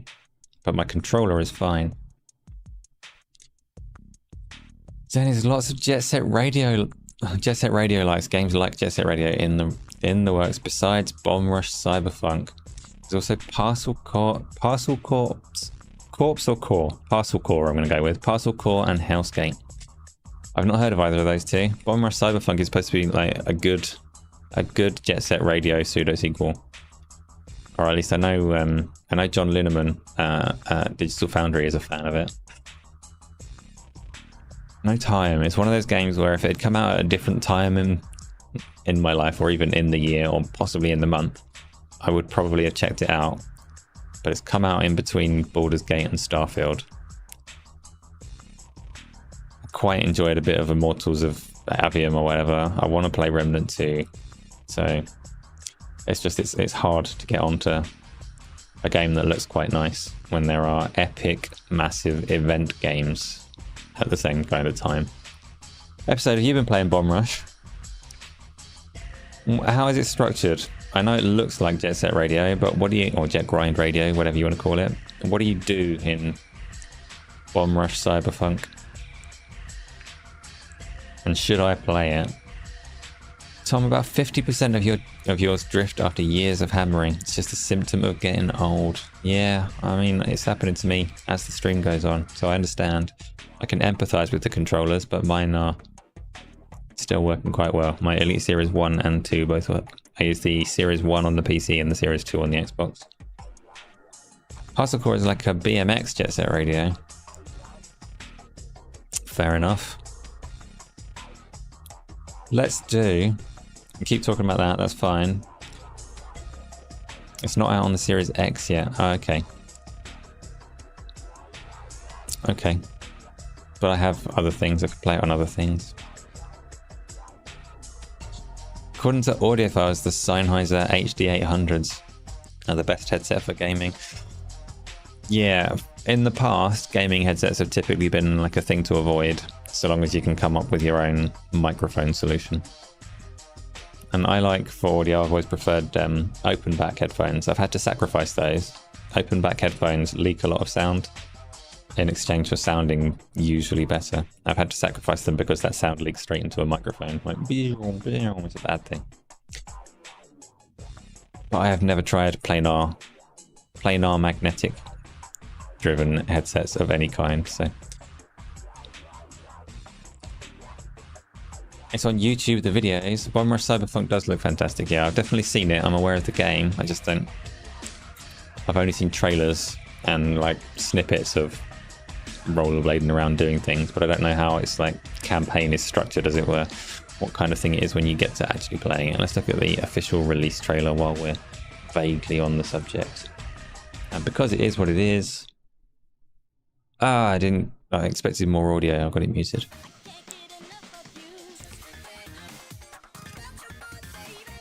It's definitely styled to look like Jet Set Radio. It's got bikes, so that parcel causing trouble. Yeah. It's a thing that I'll maybe play at some point. Anyone got the PlayStation 5 Edge? I haven't, Replicant. I want that, or I used to want that. I can't remember if I still do. I'll do it for Bomb Rush Cyberpunk. So I miss... when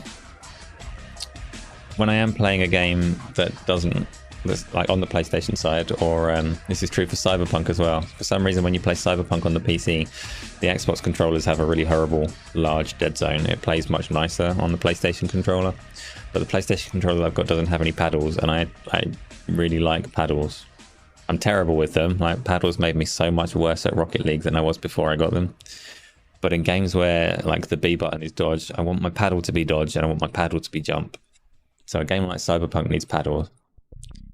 And there are many games like Horizon Forbidden West really needed paddles. So I do want a DualSense Edge. Jet Set Radio Future is already a thing, yes. Spriggan, you don't own a current gen console, so none of it. What do you play on, Spriggan? Rocket League community game. It's not a terrible idea, Isla. That is not a terrible idea. Most of your ideas are not terrible. I'll try and... when you do come up with one that's terrible, I'll let you know. Sega is also working on a Jet Set Radio sequel. So Sega are working on something Jet Set Radio related, but it's tied in with their Super Ultimate Mega game platform, right? So it might not turn out to be a Jet Set Radio sequel. Like, it might not be a standalone game. It might be part of this thing that I'm scared of. It might be part of the doom of Sega. Because who knows what Project Massive best game in the world is going to be when it actually starts rolling out, and how they're going to try and monetize that. There have been several Sega missteps on monetization that give me like pause for enthusiasm on their super mega project game. Did I see the Hellboy game? Seriously, cell shaded to the max? Yes. Isn't that Lance Reddick voiced it? Or was it just a very sound alike? Obviously before he left. You fixed it. It had a weird suction problem because you stepped on it. Good science. Well fixed. This is why you're the tech person. As you can't play Rocket League. You tried for an hour and you gave up in the end. Oh, Rocket League is a phenomenal game. Like, spiritual successor to Quake 3 Arena, which makes no sense to anyone but me. But it has the level of purity that Quake 3 had. In that, like, the basics is easy to pick up and play. It's easy to understand. But the skill ceiling on the way that you can move and perform is phenomenally high. And it has something in common with Quake 3 in that sense. I played a lot of Quake 3 and I like Rocket League a lot. I'm not good at it though. But it is cross-platform. It does support like potentially up to 8. Obviously it's a bit better with a few less, but we could get some Rocket League games going, mix some teams up, do some custom game types on there. I literally uninstalled Rocket League from my Xbox today to make space. Do you know what I made space for? Assassin's Creed Valhalla. With no intention to play it, I needed a little bit of footage for the sake of a comparison. So I uninstalled Rocket League. I uninstalled a bunch of stuff. I installed Assassin's Creed Valhalla. I installed Watch Dogs Legion. And I need to install Gears of War 5. What am I doing? What is my comparison? Does anyone know from the list of games that I've just given you? What possible reason have I got to install those? Illegal Dad, you're good at Rocket League. You're not invited. Someone ban Illegal Dad from the channel immediately, just in case he turns up. No, I'm joking. We might have some mixed standards. Like I say, the skill ceiling on Rocket League is immense. You can put along on the floor and miss the ball all the time, which is probably the standard I'm at the moment. Or you can fly through the air and dance a graceful dance that nobody can touch. And we might have a mix. You like the chaos? Yes, there's good chaos. Your hair itches and you want to shave it, go for it. So episode 13 is going to play. I'm not sure if that'll be this Sunday because I haven't seen the results of the poll yet. But we will get...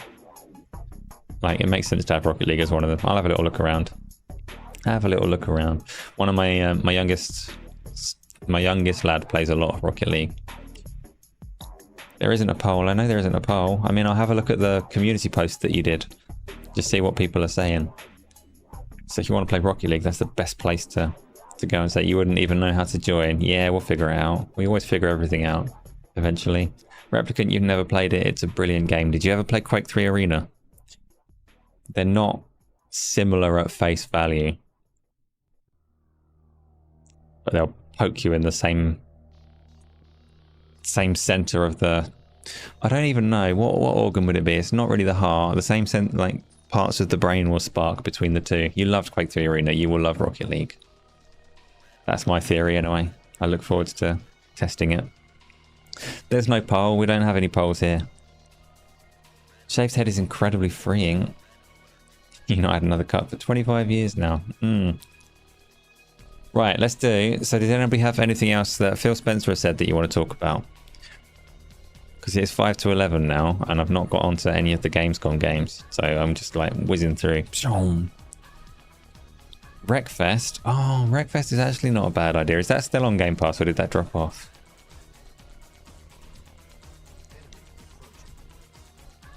Wreckfest, I'm pretty sure it's still on PlayStation Plus. I don't think it's crossplay though, which is a shame. And I know some people got upset because on Wreckfest they did a proper update on the PlayStation, didn't they, and not on the Xbox. So I don't think it'll be cross-platform. Illegal Dad, you first played Rocket League single player on the hardest difficulty, then you went online and realised that you're pretty decent. Good. Spriggan, you've not long got here. Have we talked about Xbox dropping parity for Baldur's Gate 3? We have briefly talked about it, but if you have anything you want to speculate on, do you think, so this is the main talking point from it, Spriggan, do you think that this is the start of something where Microsoft are going to get pressured by other publishers and developers to start dropping features and things like that? There's only 5 minutes until the end of my topics. Well, no, this is a 17-hour show, so we could potentially do more. It's not a 17-hour show. I want to get back onto Firewall Ultra and see if it's got any better yet. He pointed out, so Replicant, I know this bit, so he was asked about Bobby Kotick not liking Game Pass and multi-game subscription services in general, and how that would affect games going onto it post-acquisition, and he pointed out that Bobby Kotick isn't going to be making that decision anymore, which is very true. He's also pointed out or set expectations that the Activision Blizzard King games aren't all suddenly going to drop on Game Pass the day the acquisition completes. So that's a thing to be aware of if you're waiting for your Diablo 4s and your Call of Duties. It's an undefined period of time that we'll be waiting, but they will be coming at some point. Which, by the way, obviously there was a little bit of progress in the ABK CMA ongoing drama this week, which we don't need to talk about because I put my thoughts into a little video on the channel specifically to avoid having to cover it. Right? Hooray! Episode 13, Wreckfest was... So on the Series X, it was updated to run like a better... I'm going to say 4K 60, but don't hold me to it. I don't know what resolution and frame rate it was running to. But it was enhanced. It got the Series X enhanced treatment. But on the PlayStation 5, they did a dedicated PlayStation 5 version that had like better damage and stuff like that.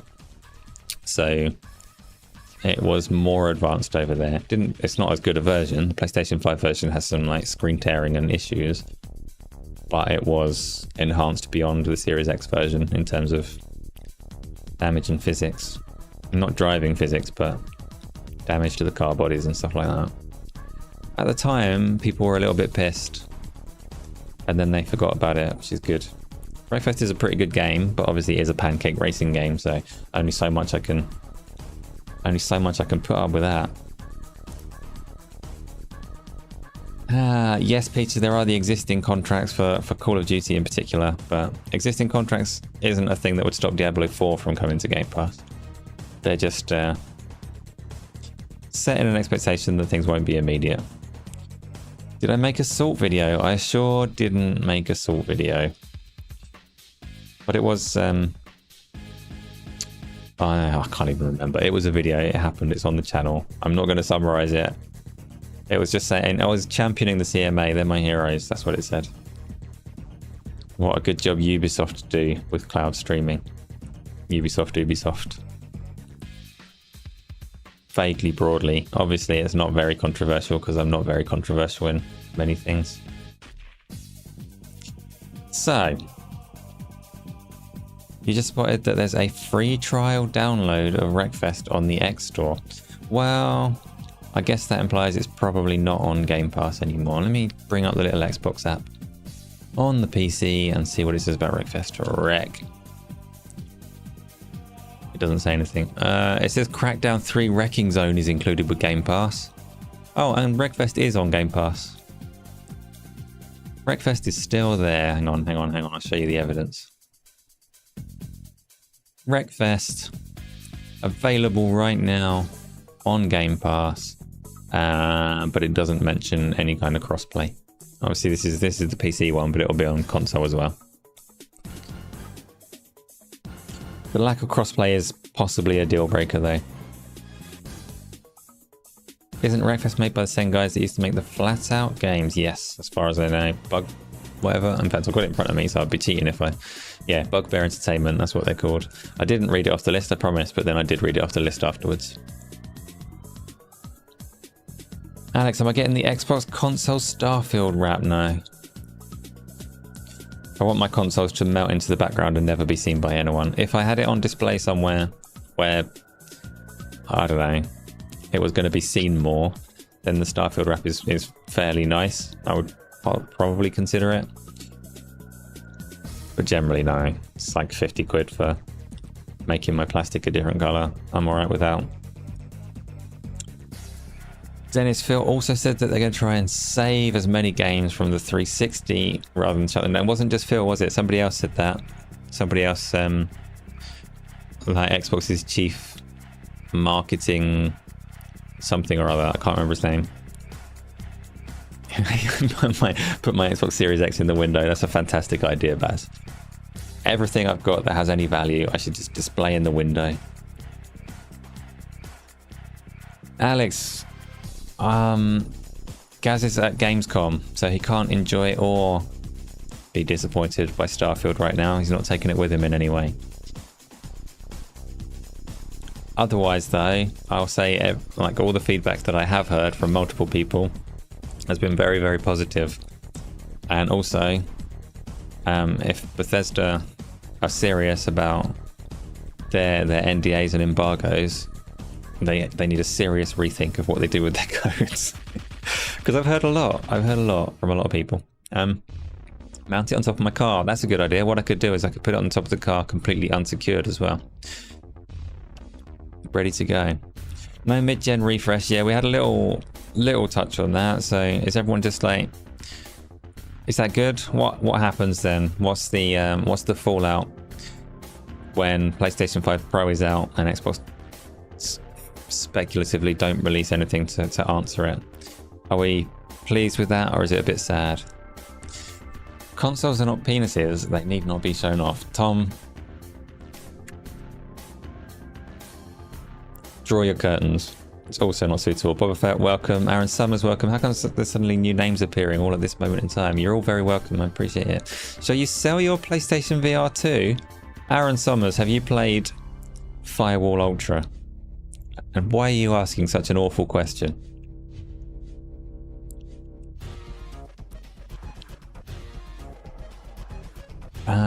Spriggan, you used to like flat out loads of other races, but since Forza came to PC, you haven't seen the point in playing any other races apart from like Wipeout and F-Zero and stuff.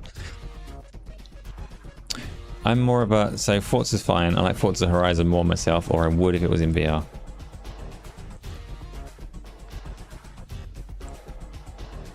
Means buying a bastard high-spec PC? Wait, what does? Oh, the mid-gen refresh. Who needs a PC these days when GeForce Now is so very, very good? The answer is anybody that likes modding or VR.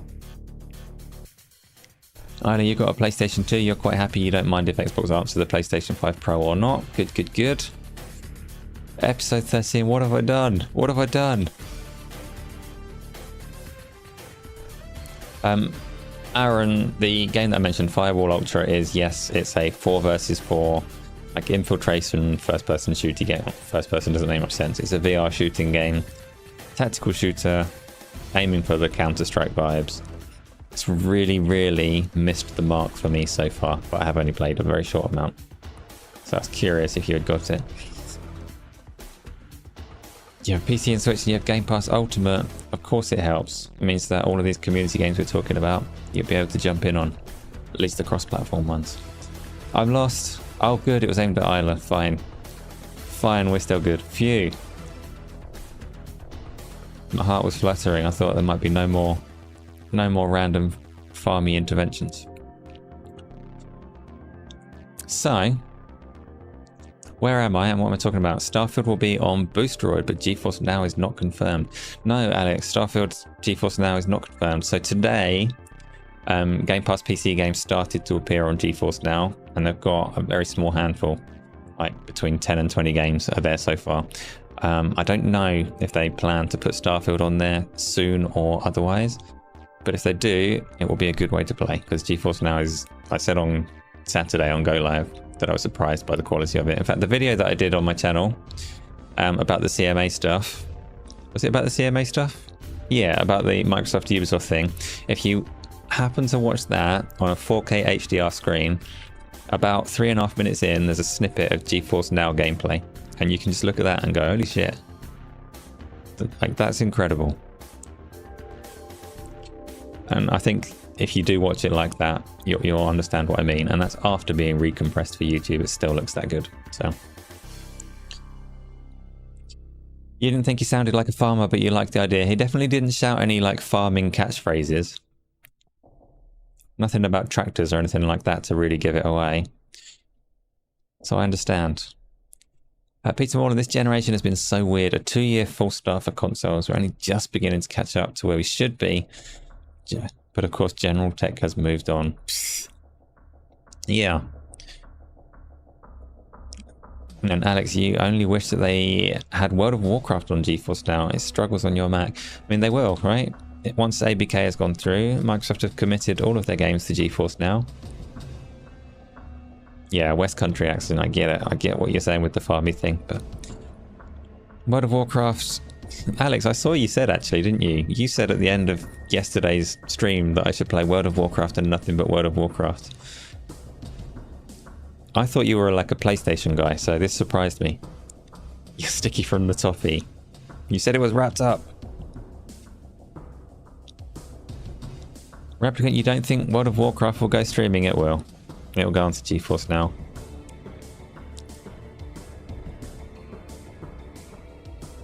Everything does. Oh. Actually, you make a good point, because that would mean Microsoft moving it off of Battle.net. So maybe not actually. I'm not putting all my eggs in that basket.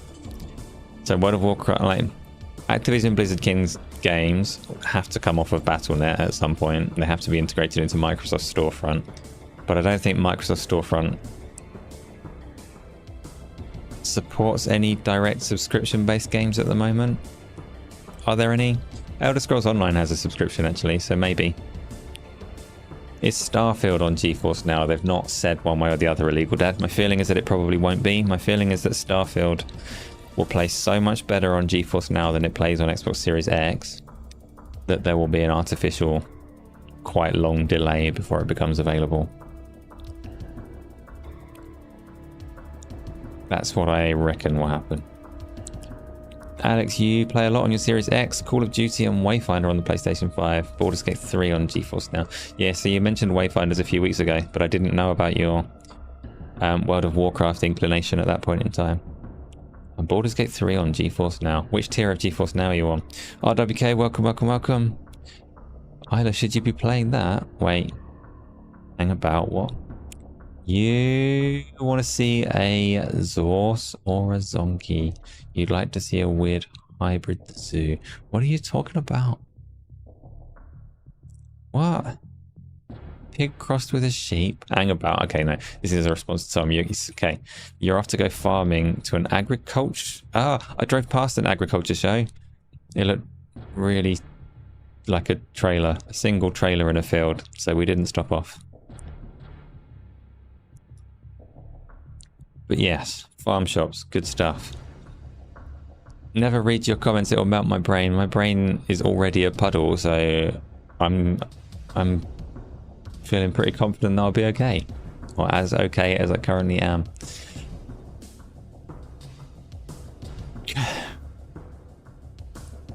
What?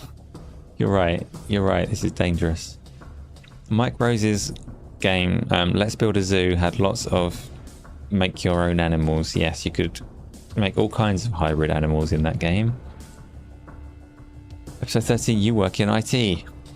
Oh yeah, that's fine. I know you're not actually a farmer. You said you sound like a farmer. If you were a farmer, then I think you would have said something more tractor based. Baz, I'm going to do a video, I promise. This is the reason that I downloaded the games that I mentioned earlier. It's for a handy comparison video so I can show you.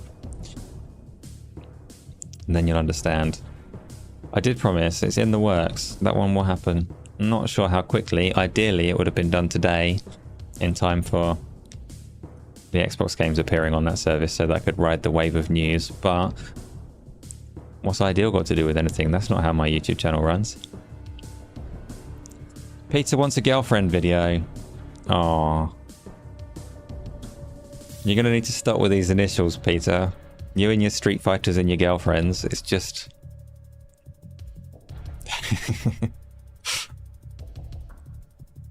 Right. Saves you reading. Oh yeah, reading won't do the trick, Baz. Seeing is believing on that, on what it can do. I'll show you. Right. I think that's enough of what Phil Spencer said. Let's really quickly talk about Gamescom. So in the run-up to Gamescom,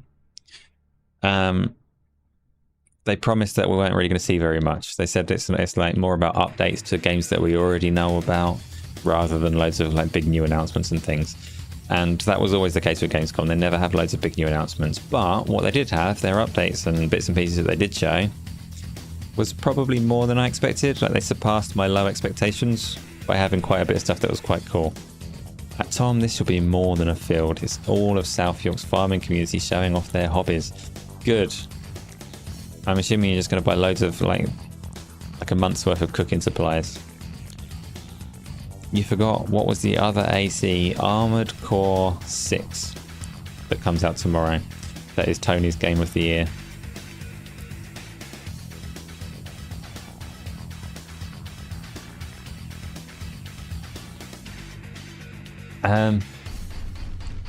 Gamescom, tell me what you thought of it overall, and then give me your highlights, and we'll look specifically at the highlights. I'm not going to look at every trailer because there's not time. And funnily enough, if you go to the Gamescom YouTube channel, they don't have their own trailers, so I'm going to have to piss about on other ones. Other places, the Xbox channel and the PlayStation channel probably most likely bet. Bring up PlayStation. Yeah. In fact, what I'll do, let's bring up the screen and see. So, I know this is here. You're going to buy Scotch eggs and beer, probably. It's not what I expected, but it makes some sense. Work website. Right. So, Console Creatures. I've done their summary of everything that was opening night live at Gamescom, and they've kindly stuck it on Game On Daily because they're a good website and they do that. Let's see what their highlights were, and we'll run through some of those while you give me your highlights. Will I be playing Mortal Kombat 1? I have never enjoyed a Mortal Kombat game. Having said that, I have played most of them, so I will play Mortal Kombat 1 at some point, but I don't know when. It's definitely not a 70 quid game for me. Dennis, even though it's only 30 minutes away from you, you have no time to visit Gamescom this year. That's a shame. You're so close. So close. But you're going to go next year again. So you've been several times in the past. I haven't seen this year their awards. Gamescom normally do a terrible, terrible set of awards. Like complete nonsense. They gave Phil Spencer the eco-friendly green award. But they normally do like best game for each platform. And then despite the same games being available across all of them, they arbitrarily pick different ones all over the place. Replicant don't really care about Mortal Kombat 1. Boba Fett, Xbox Zero gave you Redfall. Oh, they gave Redfall an 85, but Armored Core 6 a sub 70. Someone mentioned while I was streaming that they gave Armored Core 6 a really bad score, and I was surprised because I didn't think they give like anything a bad score. And they're generally fairly positive in their scorings. I also said the other day that I don't mind that. There are people finding good reviewers that you like vibe with and appreciate their perspective on. There's a lot of different people with a lot of different views and a lot of different reviewers that will be valid to them. So there will be fans of Xbox that are as keen as Xbox Era who actually really appreciate their perspective, because that's the kind of content people like. They love to have their views reinforced and all the rest of it. So there's a place for Xbox Series positivity. I was quite surprised to hear that they'd given Armored Core 6 a pretty bad score. Just to hurt Tony's feelings specifically, just to snatch that Game of the Year award away from him, from under his nose. So Alex, you reckon not 70 for Mortal Kombat? Is that what they're selling it for though? I've not looked. Streets of Rogue 2. No, these aren't the highlights. Come on, Console Creatures. This is everything. You've just put everything here. Fuck, it's Bulletstorm VR. I didn't even know that was there. I knew it was coming, but I didn't know it was featured. Oh, damn, I want it. This is going to be so good. You can't see what I'm looking at. Yes, you can. Bulletstorm VR, December. PC, Quest and PlayStation. I'll get it on PC so I can run around on my treadmill. That's going to be fun. Yeah, I am so happy. I love games. I do. I really like Really like games. I already knew this one was coming and that trailer didn't show me anything that I didn't know about, but still, happy reminder that it exists. Fighting games are bad for pricing. Street Fighter it wasn't like a 70 quid game, but it's very much selling characters forevermore.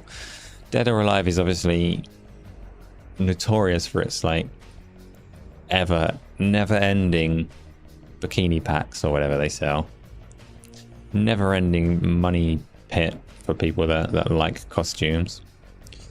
I don't know how Tekken is monetized.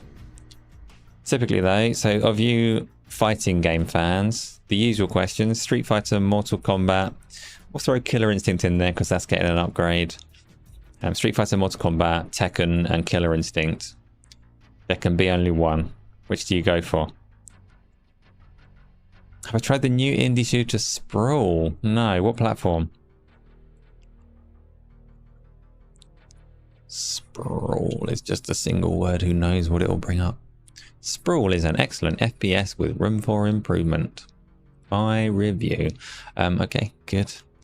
Has its own trailer. Here is Sprawl. I know nothing about this. It's got lights. It's got lanterns. It's got pixels. And it's got light shafts. And cargo pallets. And girders. And not like following the rule of trailers, trying to be interesting in the opening like 30 seconds or so. Not got a very good trailer team.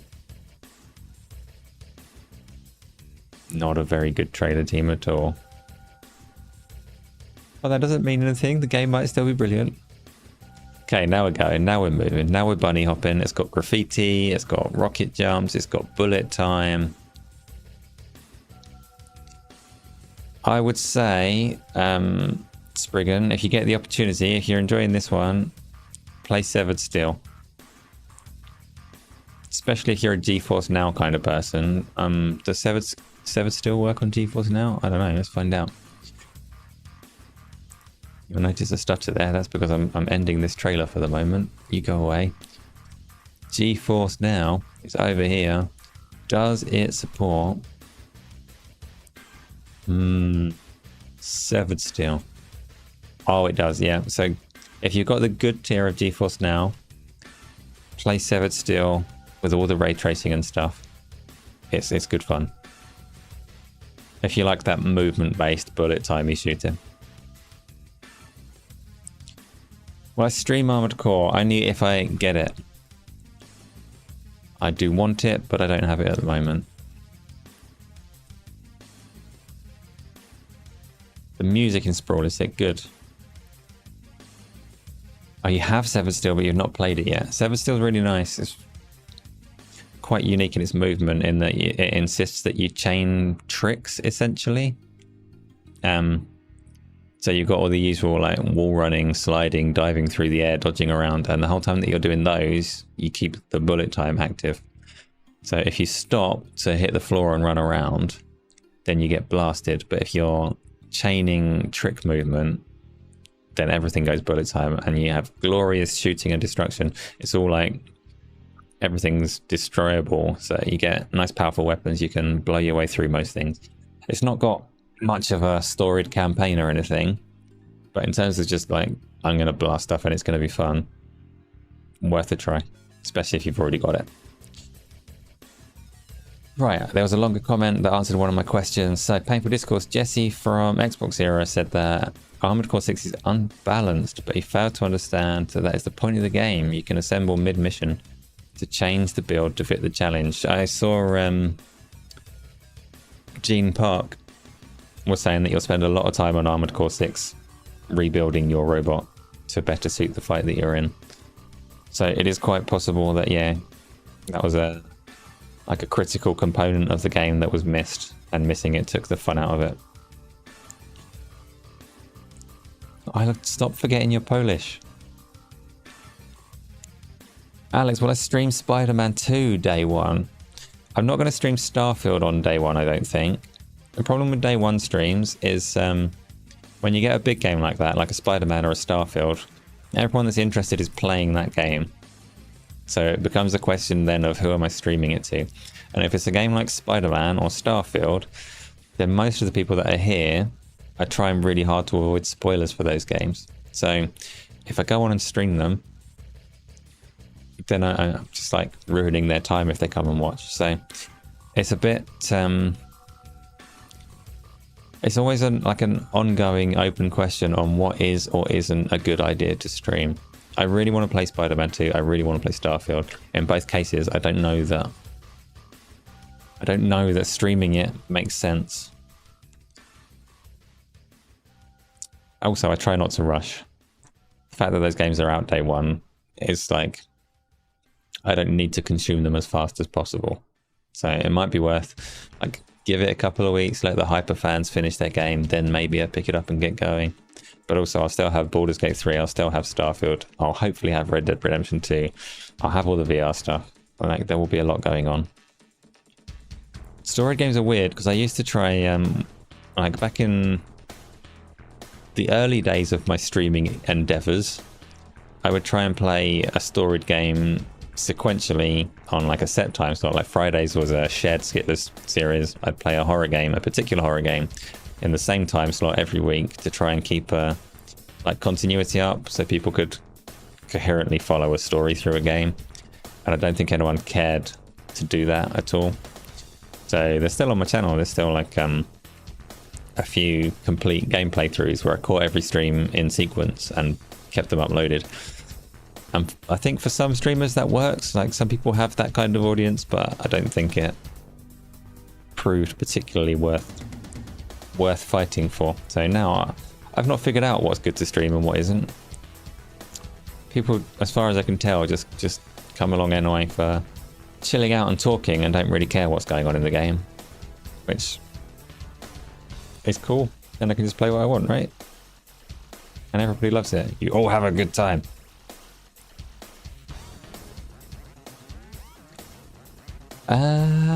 What have I missed? So, give me your Gamescom stuff. What was good? Cyberpunk obviously showed up in a pretty big way. It was mostly stuff that they'd already at least alluded to, if not directly told us that they were changing. But it looked really good, didn't it? So you can add that to the list. When does Cyberpunk Phantom Liberty come out? It's October? September or October. Definitely in the busy time. And Cyberpunk is a brilliant game in its own right. So anyone that hasn't already plowed through that one can add that list like to their list of must-play things. And it is like Cyberpunk has reached that status, that level of quality now that really everybody should play it. Replicant's really excited for the DLC. I think I've made the decision for myself. This is ridiculous. I've got so many games to play. I think I've made the decision for myself to stick to Pancake for Cyberpunk because I tried it in VR and I wasn't happy with the level of ghosting around all of the edges of things. It wasn't as crisp as it should be, and it's not even a proper VR game. It doesn't have hands, so I will probably pick it up on the Ray Tracing Overdrive Pancake Extravaganza. Pick it up and carry on with that, but I might wait until Phantom Liberty now for the quality of perks and combat. Lost Boomer, welcome. Have you been singing again? Baz, you still need to finish the side quests. I have one side quest remaining on the Ascent that was totally bugged out. That's irritating. Oh, Painful Discourse is testing you now. Prove that you learned Polish. Did they up the FPS on Atomic Heart Pancake? Did they up the FPS? Do you mean the field of view? Or do you mean like frames per second? I've not played Atomic Heart Pancake. It's another one. You can play Atomic Heart in VR at the moment, I think. So it's one that I might get to at some point. Spriggan, you're hoping that DLSS 3.5 fixes how chain linked fences look. I had exactly the same thought, Spriggan. Chain linked fences were the the primary like visual weakness in path traced Cyberpunk. So I'm also, it's the first thing I'll do. This is like DLSS 3.5, install Phantom Liberty, go and stare at a fence and see if it's fixed or not. Yes, I'm also very curious about whether it's done that. It's an animal making a noise. Hang about. So Dennis, most people still expected it to be a Souls game, which the Armored Core games are not, besides the typical FromSoft story beats. It is supposed to be, I assume, difficult in its way, right? I'd heard a lot of people say like the main thread of commonality between Armored Core and the likes of Elden Ring and Souls games is that there is a lot of like build flexibility, a lot of customization in the way that you approach battles, and yet I guess from what I'm hearing from the feedback today, they're quite different in that Armored Core requires like constant attention to change that build. Elden Ring and the Souls games, you can change, but really it's you're committing to a playstyle as you go through. Whereas in Armored Core, you are supposed to adjust to meet the challenge in front of you. Do you want to play it? I do want to play Armored Core. Oh, maybe I'll just buy it now. Fuck it, who needs money, right? Food. Food? My children don't need to eat. One of them likes baked beans. He'll be alright for a while. It just unlocked on Steam, so you're off to play Armored Core now. Tony's probably like abandoned everything to go and play his game of the year. Is that like a tongue twister or a double entendre? What? Who said what? It wasn't me. So Dennis, Armored Core was never catered towards the bigger audiences, although Armored Core 6 seems the most user-friendly and it functions as a soft reboot. But it still expects you to know the former games. Uh-oh, I shouldn't buy it after all. I do not know the former games. I have not played them. I need some of this water. This is my new drink of choice, apart from Saturdays where Gaz will drive me to drink much wine.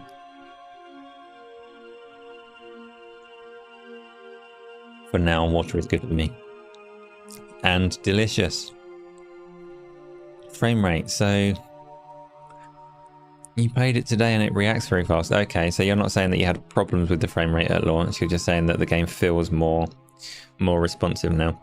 I think when Atomic Heart came out, and I say this very much third-hand information because I didn't play it, but I think it had some slightly odd movement mechanics that made it feel sluggish.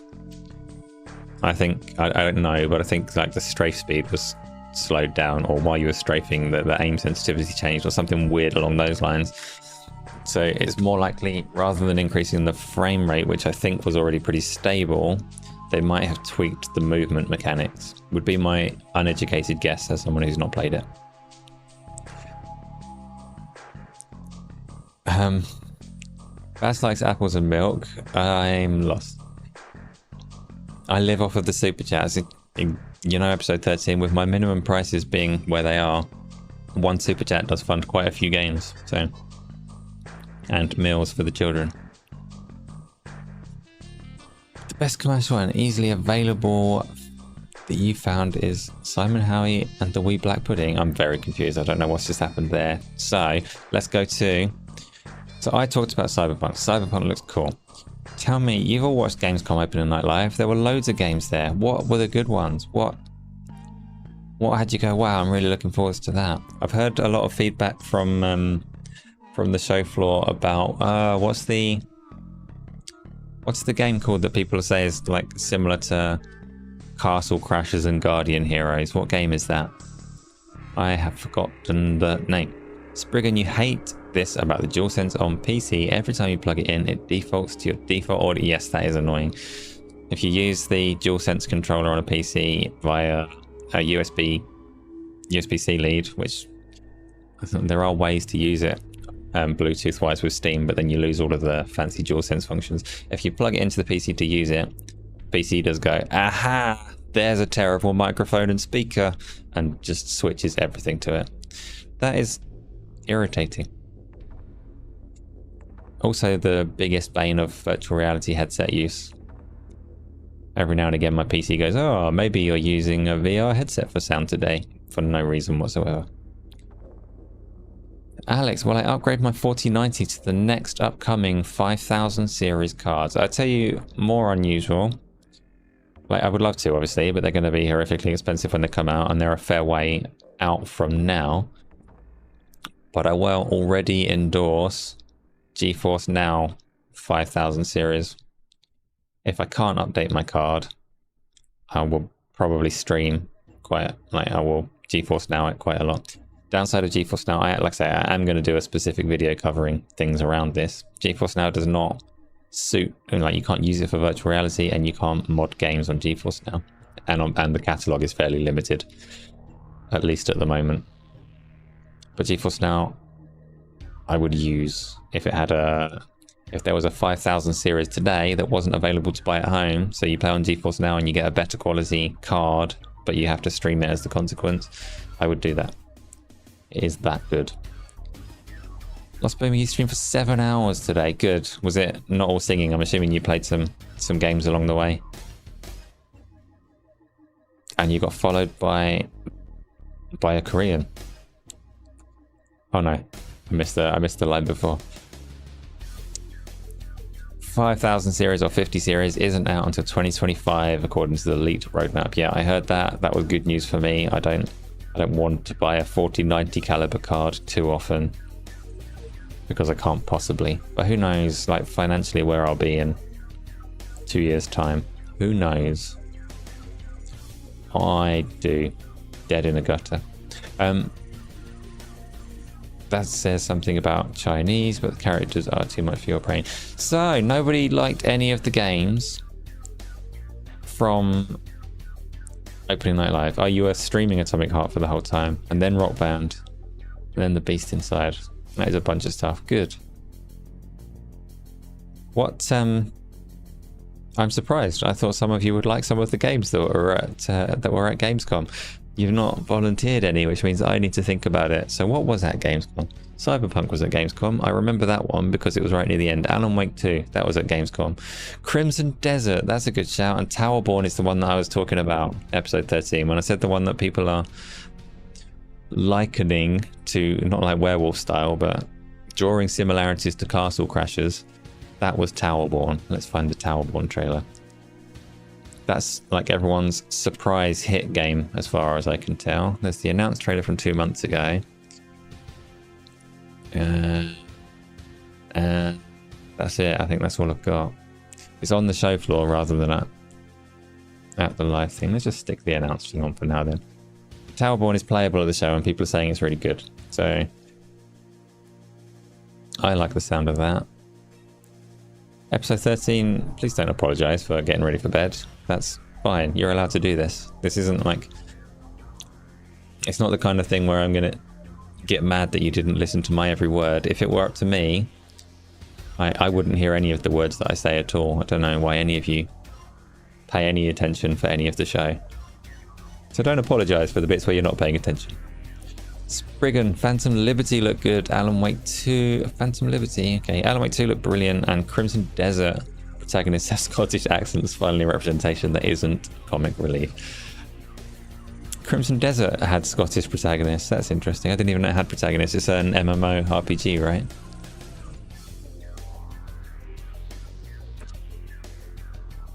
I don't know what to say about Towerborn. I'm just playing the trailer anyway. It's quite appealing. I might give that one a go. Depends on what kind of time sync it is, because they've already mentioned that it's going to have season-based gameplay. And season-based gameplay is scary. Depending. As soon as they start to like utter word of battle passes and things like that, I'll probably be put well off. But for now, I like the look of it and I'm willing to give it a chance and see how demanding it is when it does eventually come out in 2024. Gonna get the Crimson Desert stuff. So Crimson Desert, I can only remain slightly skeptical because it has a lineage. Its lineage is lineage. Which is to say, I could be wrong, but it's a Korean game, right? Like Lineage. It's definitely, wherever it's from, it's definitely a sequel to Black Desert Online, which always showed up really well in trailers and gameplay demos, but was actually not a thing that I would fancy playing. So Crimson Desert had an amazing trailer, thingy thing, which I'm going to put on now. Yeah, there we go. And it looks too good to be an MMORPG, that's for sure. But it's one of those things. It probably says at the end, like I'm probably going to watch all of this and go, oh, this is cool. There's a lot going on. This looks super exciting. And then it's going to say at the end, free to play or something. And I'm going to know that it's another one of these. Lots of sparks, there's horses, there's explosions, there's things falling over. The world is definitely more interactive than Immortals of Aveum. There's loads of guys, there's more explosions. There's a drunk horse with feathers on its head. There's grass, there's long drawn out scenery and distances. There's hunt missions on a hunt notice board. There's a guy carrying a sheep, there's a weird sheep, there's children, there's some kind of bows, more riding the horse, kicking people off of wagons, and there's dogs, and there's that guy's got horns.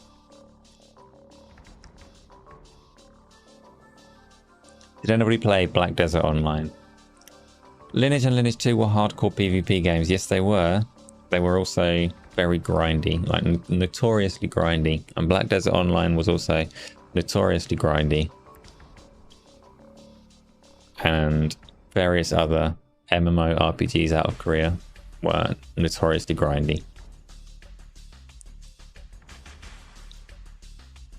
Some of them possibly streamlined more so for Western audiences, but some of them not. Oh no, it's got climbing, it's got stealth probably. It's got a horrible horse riding mechanic. It's probably got fishing if they haven't already shown it. I want to believe. But it's got pole vaulting, pole vaulting. It's got gliding. It's got climbing Treebeard and tornadoes and storms and Fortnite Battle Royale landing animations, more explosions, a spinny gun turret thing. Is it a single player game? I've not seen any other players. Is it a single player spin-off from Black Desert Online? Oh, in fact, you've just said there, Spriggan, it's not an MMO. Crimson Desert is a single-player action RPG, so it's more Witcher 3 and the new Assassin's Creed games inspired. It's got lots of grass, it's got blowy grass, it's got a reed devil.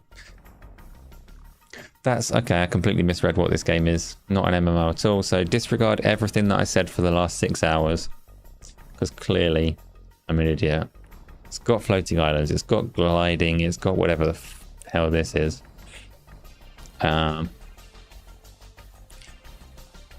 For an action RPG story-based game, it did a good job of not actually showing any of the, like, any hint of there being much of a story, really. But cool. It looks context-heavy though, QTE-wise. Yes, there was a lot of stuff that doesn't look like it's freeform control.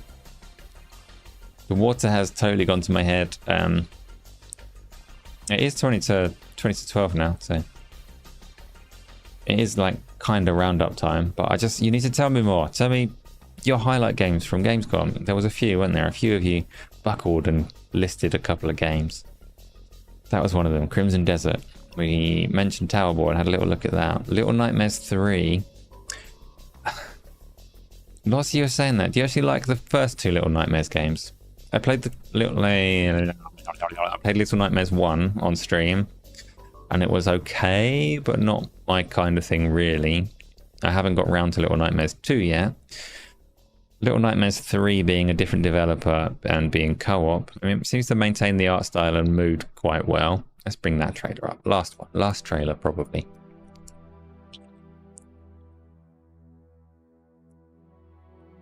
It's the announcement trailer fresh from Bandai, which means this whole stream is going to get struck. Joke's on them, I don't make any money from these streams. You can keep it, Bandai Namco. Spooky Dookie, yeah, it's got the Supermassive Games? No. See, I missed that from the trailer. That's a weird choice. Nah, buffer! No, the buffer's just you. It's fine. Killing Floor 3. Somebody mentioned that Killing Floor 3 was there. Dennis, see, I knew it was a new dev. People had said that it was a new dev, but they hadn't said it was Supermassive Games. So Supermassive Games, unless I'm confusing them with Supergiant, which I'm not, they're the Until Dawn, the Quarry, Switchblade, Switchback devs. They make horror games, but not horror games like this, typically. One thing that all that horrible compression just reminded me of is Gamescom's opening night live, when it was streamed, had such a nasty quality that crushed out most of the good parts of the trailers. So it's nice to be able to go back and watch them a bit cleaner. So Little Nightmares 3. Not the dev that I expected, Supermassive Games. It looks a bit arty. Where's the shotguns? Supermassive like the mocap adventures. Yes, Isla. All of the, yeah, Dark Pictures anthology as well.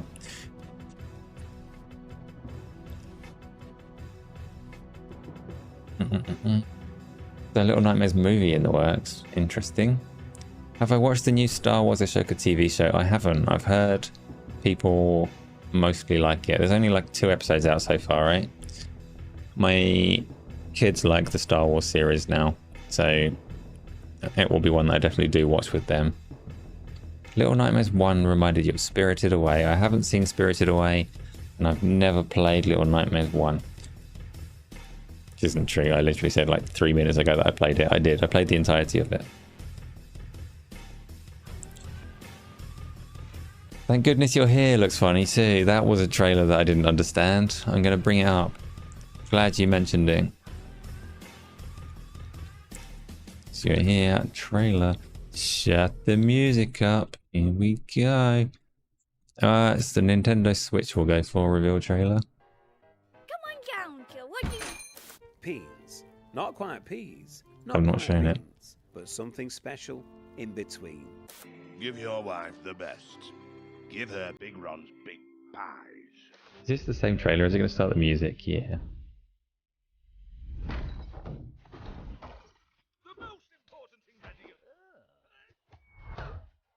What the fuck?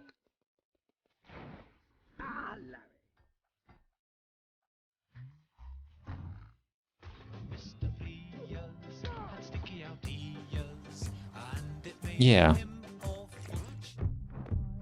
It's unique. And I have no idea what's going on. I'm gonna say this is a brightly coloured cartoon Little Nightmares. They should have called it Little Dreams.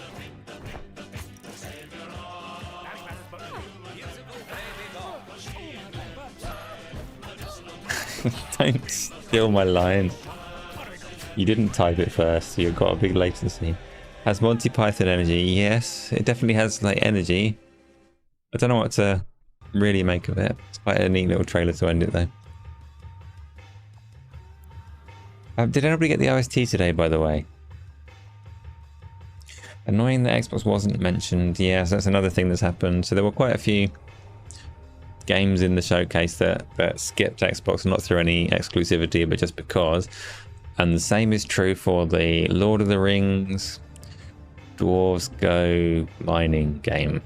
Can't remember what that was called. My next streaming game should be Everspace 2. It's amazing. Alex, my back is going to break. Tomorrow is Baldur's Gate 3. Saturday may or may not be Go Live. Sunday is community streamy things. So it'll be something multiplayer. Monday might be an opportunity to try Everspace 2, but at the same time, maybe I will have caved and bought Armored Core 6 by then. Maybe I want to finish Immortals of Aveum. Maybe I'll want to play some more freaking Atlas Fallen. I don't know. There's a lot of games. Oh no, I've got questions up the arse. Apparently, let's get on with those. So that was Gamescom. Better than I expected. quite a few decent looking things there, but I'm caught up in the now. It is hard to see past Baldur's Gate, Red Dead Redemption 2 and Starfield and Cyberpunk. Is there life after those? I don't know. Do I think that Remedy will ever release Alan Wake 2 physical? Yes, I do. Not necessarily directly. I think they will partner with limited run games or something like that. Femzy, you're not even here. How did you ask a question? Sneaky. But welcome. Yes, I do think they will eventually. So Remedy gave their reason for not having a physical copy as one, they don't want to couple the digital price to it, and two, they wanted to keep maximum flexibility in being able to work on the game, deliver it, and patch it right up to launch day. Which they did take advantage of because they delayed it by a very small amount. So they did use that flexibility to change the release date slightly.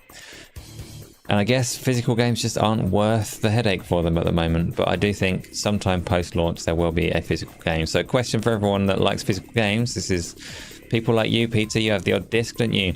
Do you think it would be... or would you be satisfied if physical games typically came out later than their digital counterparts? If they were limited runs released at a later date, would you still be satisfied with that, or would that be an insult, a travesty, devastating decline for the industry? Questions, you tosser. Hey.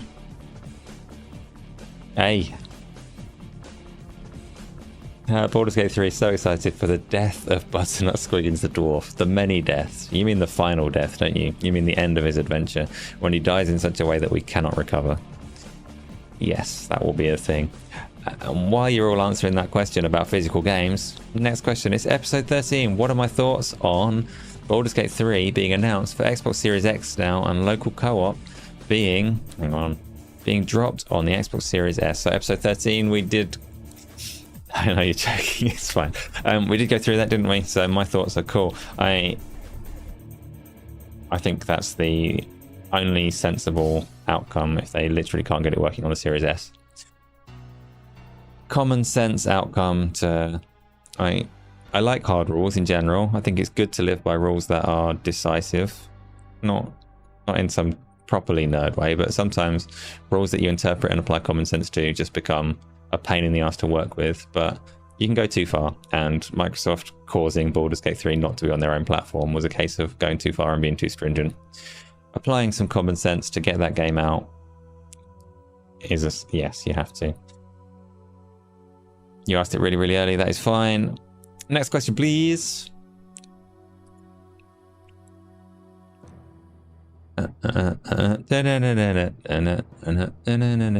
Stupid game, stupid trailer. How much for a night out? I'm not selling nights out, Tony. If you are asking if we're going to do like date night, then it's going to be a full-on auction, I'm afraid. We'll start the bidding another day. Next question. Is Tony real? Replicant, I'm afraid so. I've seen him. Next question.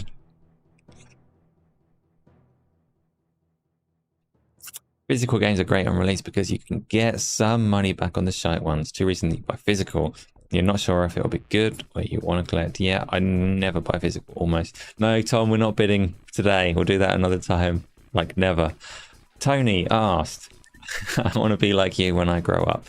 No chance, Tony. And also, if I can give you a bit of life advice, it would be don't that.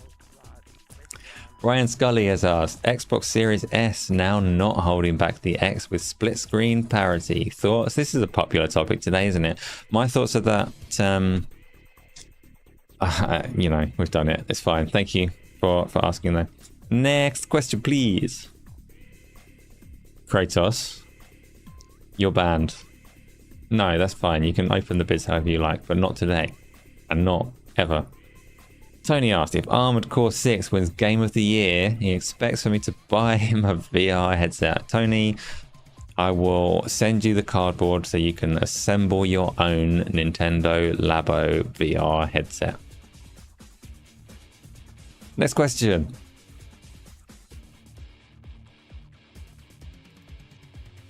Asa the chef. What is my speciality dish? Chili.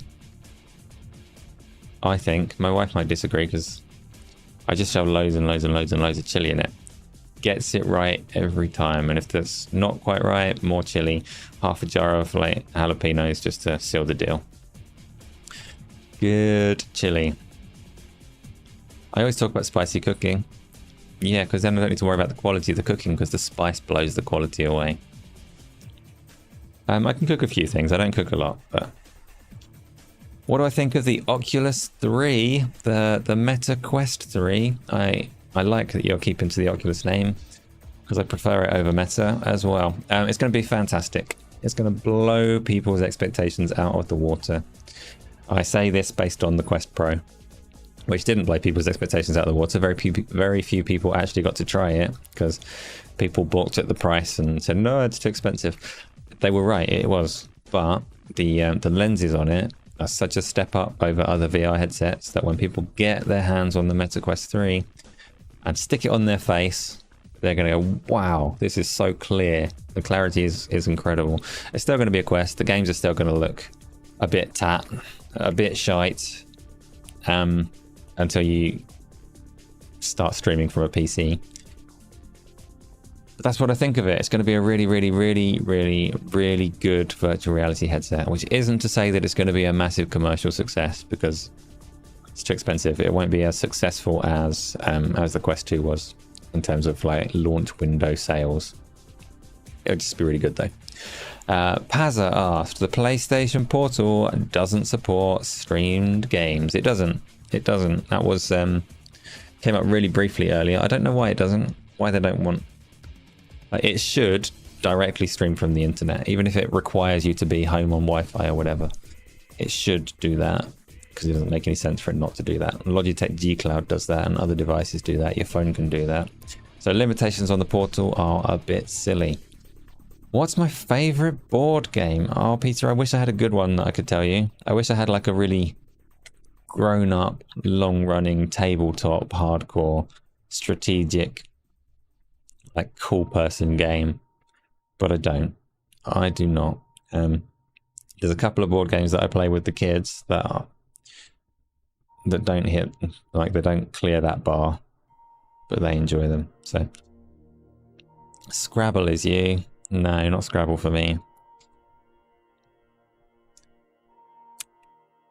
I just like Jenga. No, I'm too chaotic. I just want to knock everything over. That makes me bad at Jenga. The remake is still in the reds. Wait a minute. So, Dennis says they are... You think they may be a bit unsure about Alan Wake 2 performance. People forget that despite the common belief, Alan Wake 1 was kind of a flop. Famously hardly sold 140k copies in its first month and 3 million in 10 years. So, it's Remedy are sticking with their Northlight engine, aren't they? Which is a fascinating engine. I don't know what the performance targets are for Alan Wake 2. It'll be quite unique. Control. What does Control run out on the series consoles? It's 30 with ray tracing and 60 without, isn't it? Alan Wake 2 looks bigger in scope. It wouldn't surprise me at all if it has some performance issues. If you remember how Quantum Break performed on the Xbox, it's fair to say that Remedy stick to their vision, probably over and above trying to hit certain frame rates. At least in the past they have done. Then hardware eventually catches up and maybe makes it worthwhile. Sonic and Knuckles with Sonic 3 plugged into the top. Hang about. That's not a tabletop game, but I like it. Peter Morland has asked, what was the first video game that I played and what was the earliest video game that I loved? So there's a period of my life that I can't remember. The first one that really like gripped me and got me into video games, as it were, was Sonic 2 on the Mega Drive.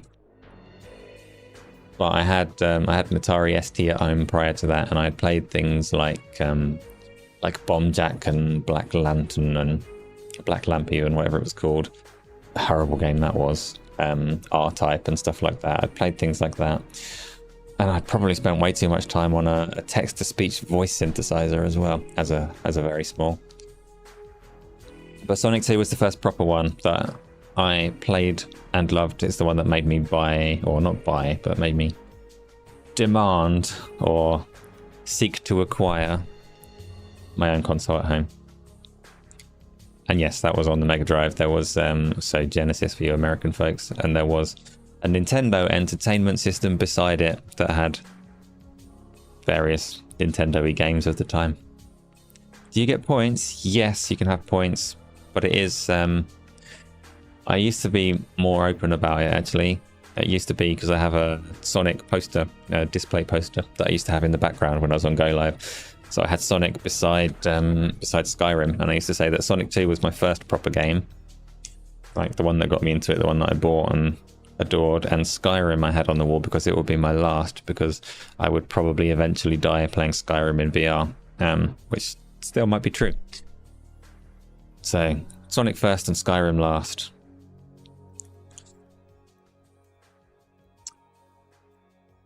What about you, Peter? You can answer the question. Anybody who wants to can answer the question. It's not bad vibes. Skyrim's going to last forever. I might be like 260 when this happens, Isla. I'm not saying I'm going to die in Skyrim tomorrow or next time I play it. Replicant, do I think that FSR 3 still exists? Sure. Just won't be all that good. So I'm going to assume, and I don't follow FSR too closely, I'm going to assume that the FSR 3 is going to be frame generation from AMD, right? Is that AMD's own naming convention? Have they said that FSR 3 is what they're calling their frame generation, or is this just something that people have assumed that they're going to try and do it, right, to parallel what NVIDIA are doing? And my thought is that it does still exist and it's not going to be very good, because much like FSR in general, it's going to be slightly following the concept of what DLSS does, but not using AI.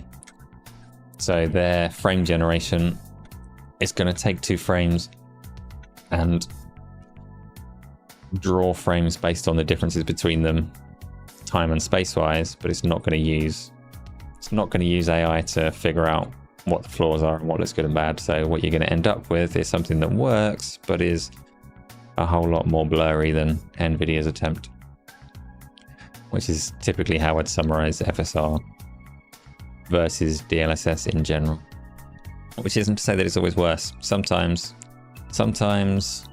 DLSS gets it wrong, adds big streaky ghosty bits and things like that that FSR doesn't.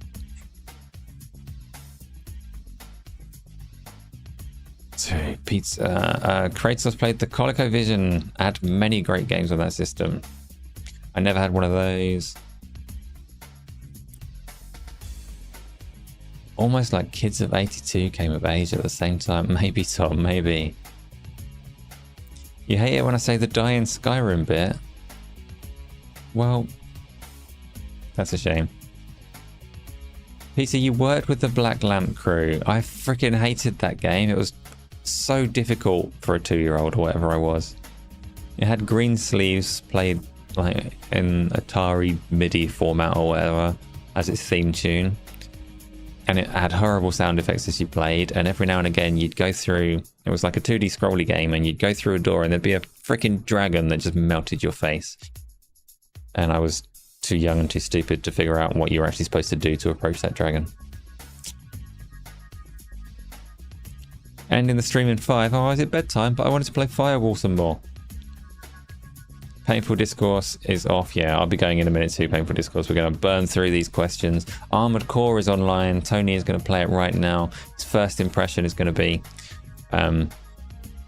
massive disappointment when he realizes it's probably not Game of the Year. The lovely artist from Black Lamp is no longer with us. He was a lovely like that. Is the sad thing about getting older and looking back at games from so long ago. I'm sure a lot of the people that were involved in a lot of the things I remember and not with us anymore.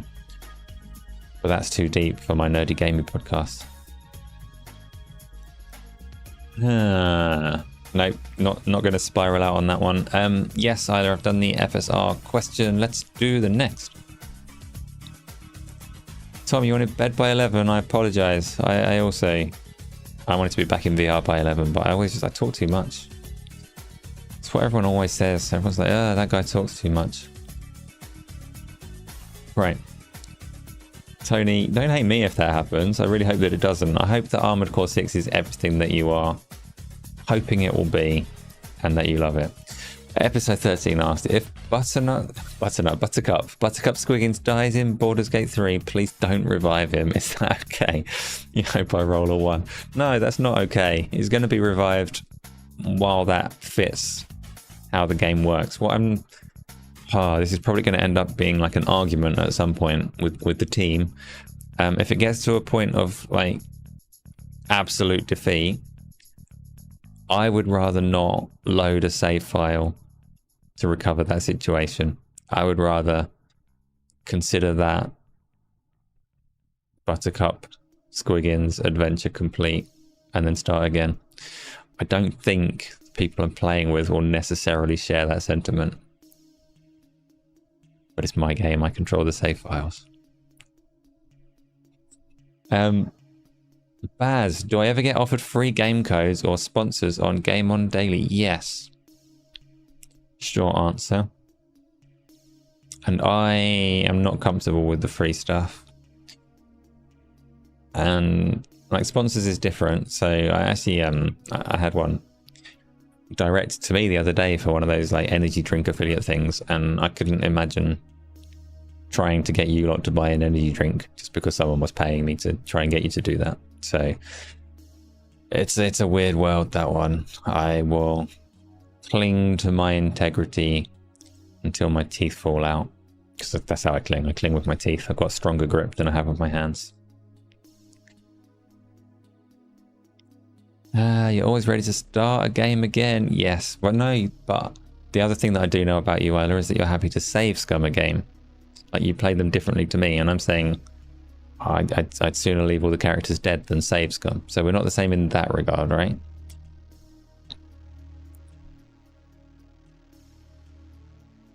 Top 500 Overwatch 2 player, Tony. There's only 400 people playing Overwatch 2. Next question, please.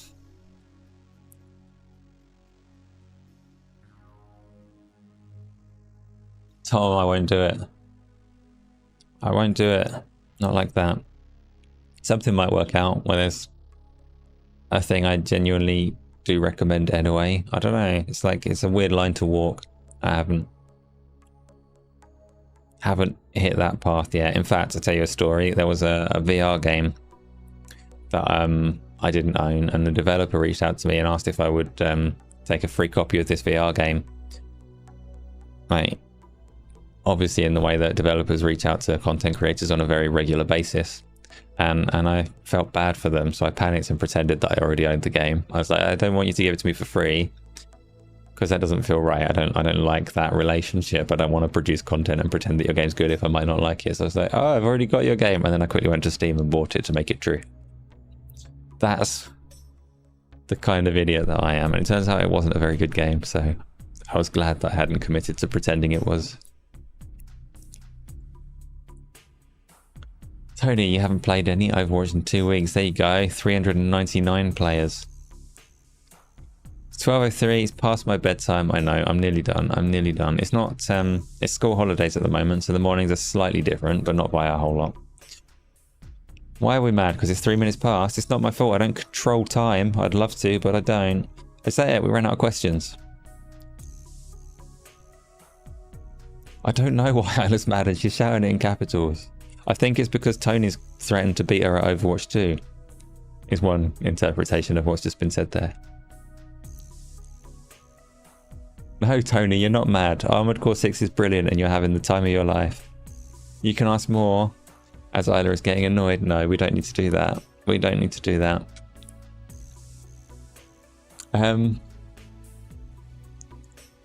Right. I think we should wrap up. That's why is this show 3 hours long? Because of all of you being here and talking. So I'm going to say again, thank you like ever so much for coming along and having these conversations with me. Again, 3 hours. I don't know if I've said like anything at all that was worth saying, but it was nice. There was like a big glass of water. I had some coffee.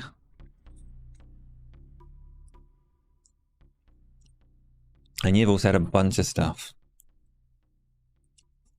Armored Core 5? Do you mean Armored Core 6 is only 79 on Meta? Alex, you got to go eat and then play some Everspace 2. I'm not going to play Everspace 2 today. I am going to, I'll try and download it in preparation for playing it at some point. I've heard quite a few people say it's good. Obviously, it needs a VR mode, but you know.